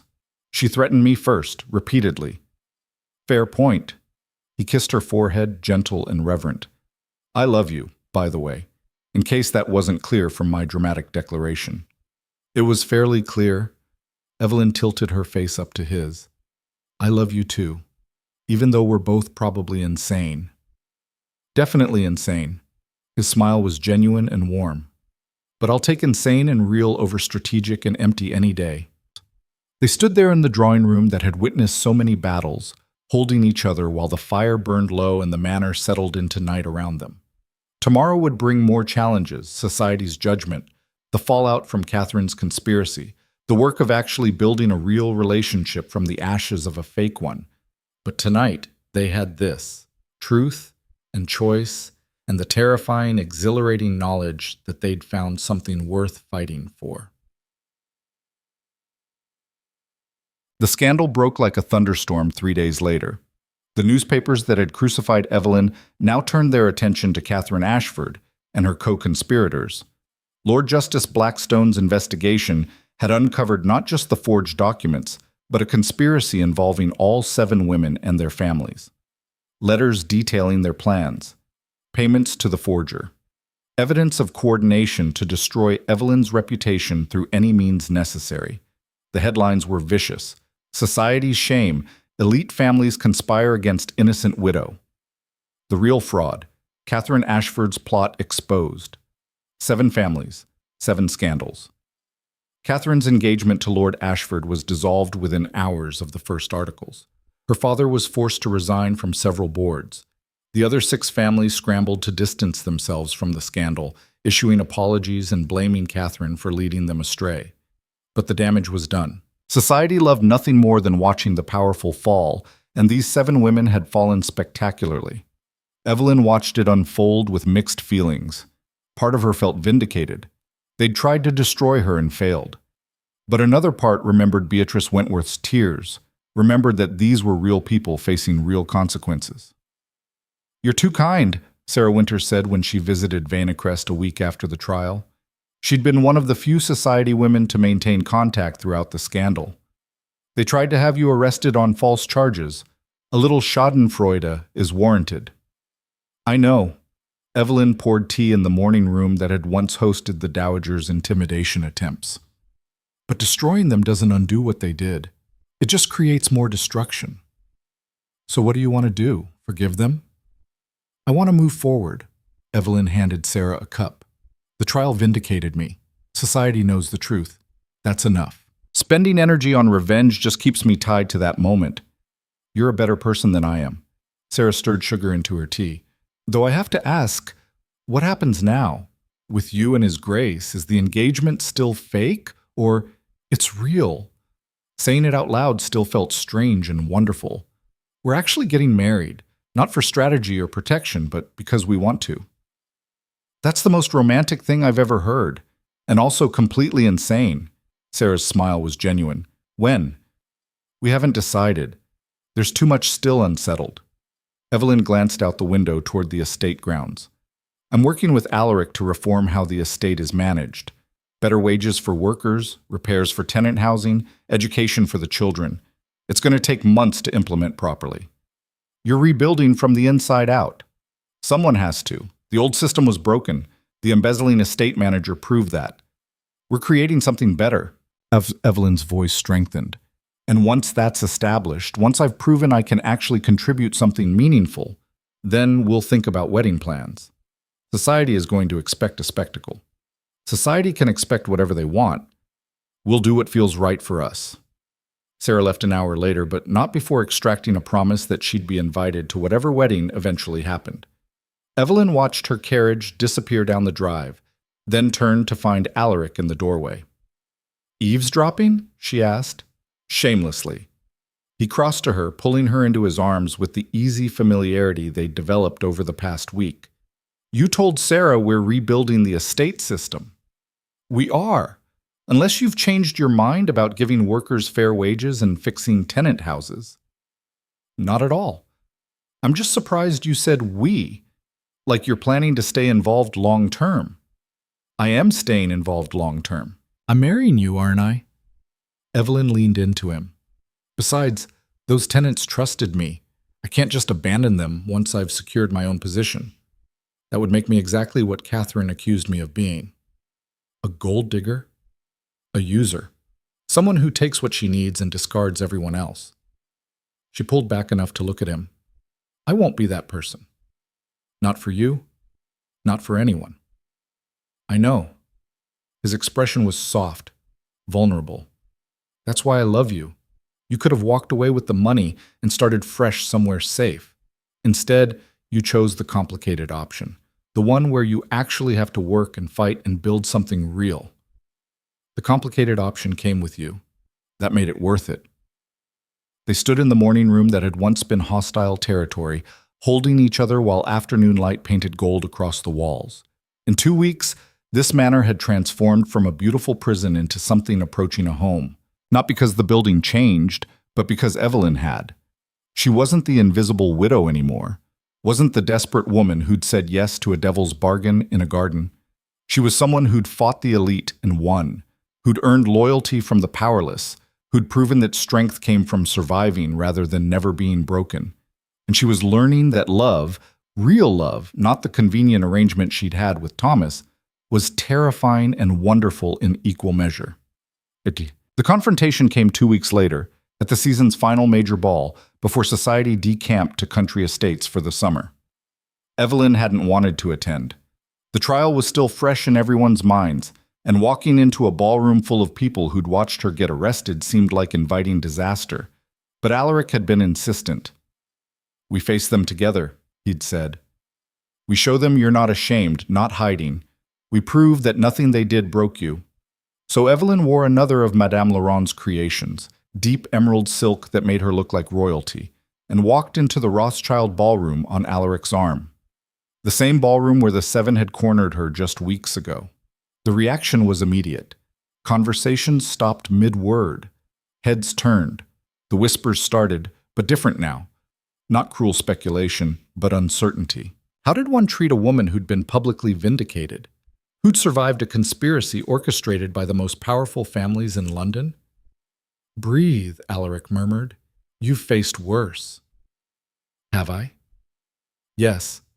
You survived my mother's breakfast interrogation. This is nothing. Despite her nerves, Evelyn smiled. They moved through the crowd, and people parted automatically. Some offered tentative greetings, others pretended not to see them, but no one dared the open hostility of before. Then, near the refreshment table, Evelyn saw them. 6 of the 7 women clustered together, noticeably absent Catherine, who'd fled London entirely after her disgrace. They looked diminished somehow, less confident, less certain of their power. When they saw Evelyn approaching, genuine fear flickered across several faces. We should avoid them, Arabella Thornton said quickly, starting to turn away. No. Beatrice Wentworth stepped forward, her expression pained but determined. We owe her an apology. Beatrice, don't... Victoria Pembroke grabbed her arm. We do. Beatrice shook her off, moving to stand before Evelyn and Alaric. Up close, she looked exhausted, her eyes red-rimmed. Mrs. Crowe, Your Grace, I need to say something. Beatrice, you don't have to do this, Alaric said quietly. Yes, I do. She took a shaky breath. I was wrong. We all were. We convinced ourselves you were a threat, that you'd manipulated Alaric, that destroying you was somehow justified. But the truth is we were just cruel, jealous and cruel, and willing to commit crimes to get what we wanted. That's not entirely on you, Evelyn said carefully. Catherine orchestrated. Catherine couldn't have done it without us. Beatrice's voice cracked. We helped her. We planned together. We knew the documents were forged and we let her use them anyway. That's not Catherine's fault. That's ours. Behind her, the other 5 women stood frozen, clearly not expecting this public confession. I can't undo what we did, Beatrice continued. Can't erase the arrest or the trial or the humiliation we put you through. But I can tell you I'm sorry. Genuinely, deeply sorry. You didn't deserve any of it. Silence fell across that section of the ballroom. People were watching, listening, witnessing this moment. Evelyn studied Beatrice, this woman who'd loved Alaric since childhood, who'd seen Evelyn as an interloper, who'd helped orchestrate her destruction. She saw genuine remorse in those tired eyes, saw someone who'd made terrible choices and was trying, however inadequately, to make amends. "Thank you for saying that," Evelyn said finally. "It doesn't fix what happened, but it's a start. Is there anything I can do? Anything that would help make this right?" Evelyn considered. An idea formed, dangerous but potentially powerful. "Yes, actually, there is." She glanced at Alaric, who nodded slightly, trusting her judgment. "You and the others could help me with the estate reforms. The tenant housing projects, the education initiatives. You have resources and connections I don't. Use them for something good instead of destruction." Beatrice blinked, clearly not expecting that response. "You want our help?" "I want you to prove your apology is genuine. Words are easy. Action takes commitment." Evelyn kept her voice steady. "If you're truly sorry, show it. Help me build something instead of destroying." Yes, I'll help. Whatever you need." Beatrice's relief was palpable. "Thank you for giving me a chance to make this right." She retreated back to the other 5, who watched with various expressions of shock and calculation. Evelyn knew not all of them would accept her offer. Some were too proud, too angry at their own fall from grace. But maybe 1 or 2 would. Maybe something good could grow from the wreckage. "That was generous," Alaric murmured as they moved away. "More generous than they deserved." "Maybe. But holding on to anger only hurts me. This way, if they actually help, everyone benefits." Evelyn took his offered arm. "Besides, I've learned something from watching you navigate politics. The best victories aren't the ones where you destroy your enemies. They're the ones where you turn enemies into allies." "When did you get so strategic?" "I had a good teacher." She smiled up at him. "A duke who spent years playing power games. Some of it rubbed off." They danced 3 waltzes in succession, making a statement with their public unity.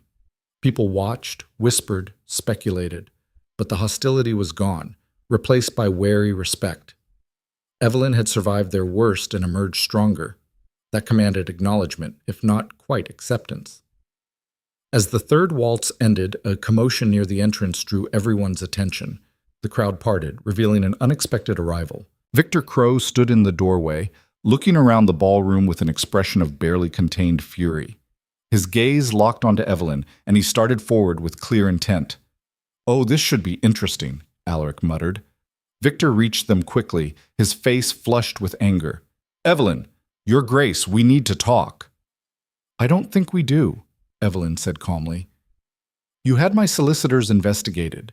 You accused me of harassment and fraud." Victor's voice rose. "Do you know what that's done to my reputation? Given you a taste of what you put me through for 3 years?" Evelyn's voice was steady but cold. "I'd say that's fair." "Fair? You've destroyed my credibility. Clients are abandoning me. My own family is questioning my judgment." He stepped closer, and Alaric moved to block him. "This is your fault. You and your duke playing games with people's lives." "No." Evelyn stepped around Alaric, facing Victor directly. "This is your fault. You spent 3 years trying to erase me because I was inconvenient. You threatened legal action, fraud charges, eviction. You made my life hell because you could. The only difference now is that I have the power to fight back, and you don't like it.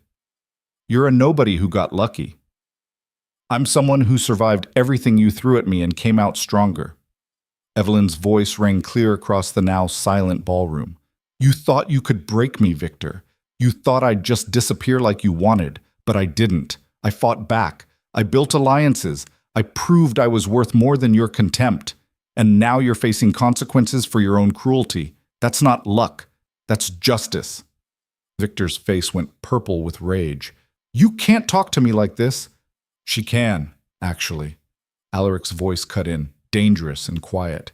"And you'll stand there and listen, because you're in my world now, Crow. And in my world, you have no power, no leverage, no ability to hurt anyone anymore. This isn't over." "Yes, it is." Alaric stepped forward, and something in his expression made Victor step back. You're done threatening my fiancée. Done harassing widows who can't fight back. Done using the law as a weapon against the powerless. Because I'll personally ensure that every move you make from now on is scrutinized, every business deal examined, every questionable action exposed. You want war? I'll give you war, but I promise you won't win. The threat hung in the air, absolute and final. Victor looked between them, the Duke radiating controlled violence, the widow standing tall and unafraid, and seemed to deflate. This isn't right, he said weakly. No, it isn't, Evelyn agreed. What you did to me for 3 years wasn't right, but I survived it. The question is whether you'll survive being treated the way you treated others. She turned away from him, dismissing him as completely as he'd once dismissed her. Alaric offered his arm, and they walked away, leaving Victor standing alone in the middle of the ballroom while hundreds of witnesses watched his humiliation. It wasn't until they reached the terrace, the same terrace where this had all begun, that Evelyn allowed herself to shake. That was terrifying, she admitted. That was magnificent. Alaric pulled her close. You just publicly destroyed the man who's tormented you for years. How does it feel? Strange. Satisfying. A little sad. She looked up at the stars. I spent so long being afraid of him, and now he's just defeated. It doesn't feel as good as I thought it would. Because you're not cruel, unlike him. Alaric kissed her temple. You could have destroyed him completely, could have pressed charges, ruined him financially, made him suffer, but you just made him back down. That's mercy, Evelyn, even when he didn't deserve it. I don't want to become like them, the people who use power to hurt. She turned in his arms, facing him. Promise me something. Promise that if we get married, if we build a life together, we'll use what we have to help people, not hurt them. I promise. His voice was solemn. We'll be different. Better. We'll prove that power can be used for something other than destruction. They stood on the terrace where a fake engagement had begun, now planning a real future. The ballroom music drifted out to them, carrying the sounds of a society that no longer controlled their fate. Inside, people were talking about the confrontation, about Evelyn Crow who'd faced down her tormentor, about the Duke of Vanecrest who'd threatened a man in public for his fiancée, about a love story that had started as strategy and become something far more real. The scandal would fade eventually. Catherine would rebuild her life somewhere far from London. The other 6 would either accept Evelyn's offer or fade into obscurity. Victor would nurse his wounded pride and hopefully learn something from his defeat, but Evelyn and Alaric would remain, would build the life they'd chosen instead of the one forced upon them. Ready to go back in? Alaric asked. Actually, I was thinking we could leave early, scandalize the gossips by departing a ball before midnight. Evelyn smiled. We've given them enough to talk about for one evening. An excellent plan. He offered his arm. Shall we make our escape? They left through the front entrance, making no attempt to hide. Let society see them departing together. Let them whisper about the widow and the Duke who defied every expectation. The carriage ride back to Vanecrest was quiet, both of them processing the evening. When they arrived, Mrs. Hartley was waiting with tea and a knowing smile. Successful evening, I take it? Interesting, at least, Evelyn said. Is the Dowager awake? In her sitting room, ma'am. She asked to see you both when you returned. They found the Dowager reading by the fire, her expression neutral as they entered. Well? She asked without preamble. Victor Crow won't be a problem anymore, Alaric said. Neither will most of Catherine's conspirators. Evelyn handled it with considerably more grace than I expected. The Dowager set down her book. And the wedding? Have you set a date yet, or are you going to drag this out indefinitely? Evelyn and Alaric exchanged glances. They hadn't discussed this formally, had been too focused on surviving each crisis as it came. Actually, Evelyn heard herself say, I was thinking we could do something small, intimate, just family and the people who actually matter. No society spectacle? The Dowager's eyebrows rose. We've given society enough spectacle to last a lifetime, Alaric said. I'd rather have a wedding that's actually meaningful instead of performative. And where would this intimate wedding take place?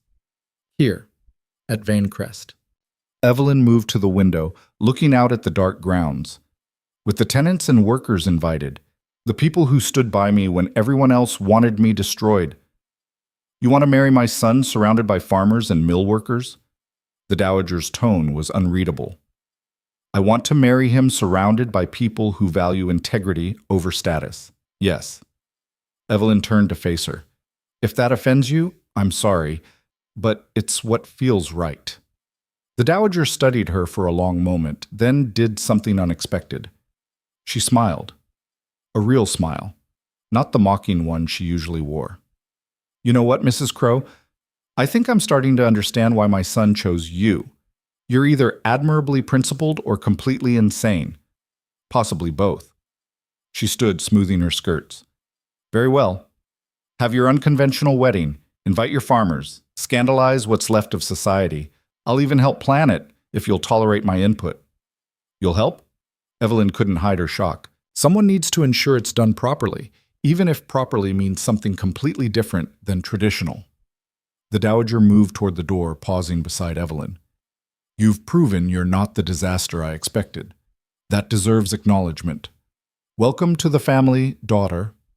She left before Evelyn could respond, leaving them staring after her in shock.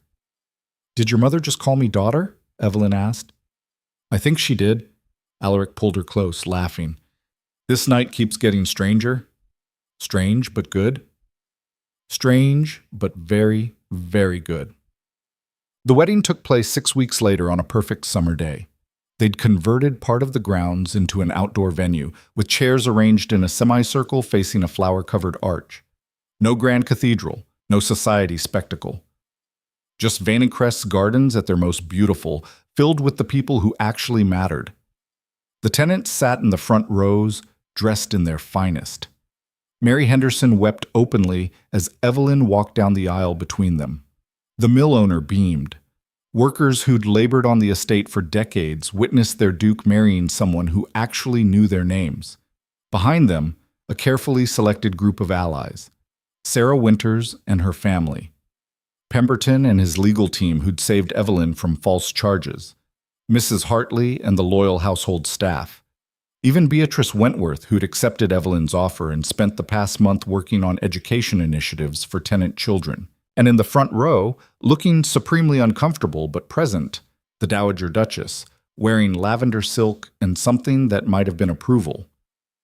Alaric waited at the arch, dressed simply but elegantly, his expression when he saw Evelyn approaching making her breath catch.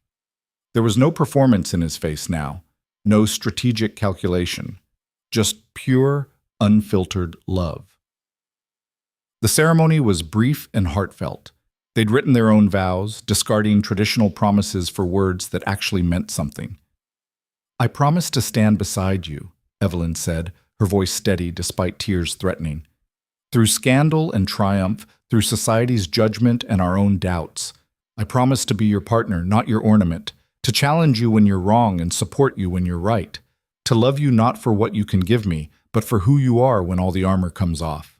I promise to protect you, Alaric responded, but also to recognize when you don't need protecting, to value your strength instead of fearing it, to be honest even when it's hard, and present even when it's easier to hide. His voice dropped lower. I promise to love you not because you're convenient or strategic, but because you're you. The woman who refused to disappear when everyone wanted her to? When they kissed, the crowd erupted in genuine celebration. Not polite society applause, but real joy from people who'd watched this unlikely love story unfold. The reception was held in a massive tent, with food catered from local vendors and music from village musicians. It was loud and chaotic and completely unconventional, and more fun than any society ball Evelyn had ever attended. Mary Henderson pulled her aside at one point, eyes shining.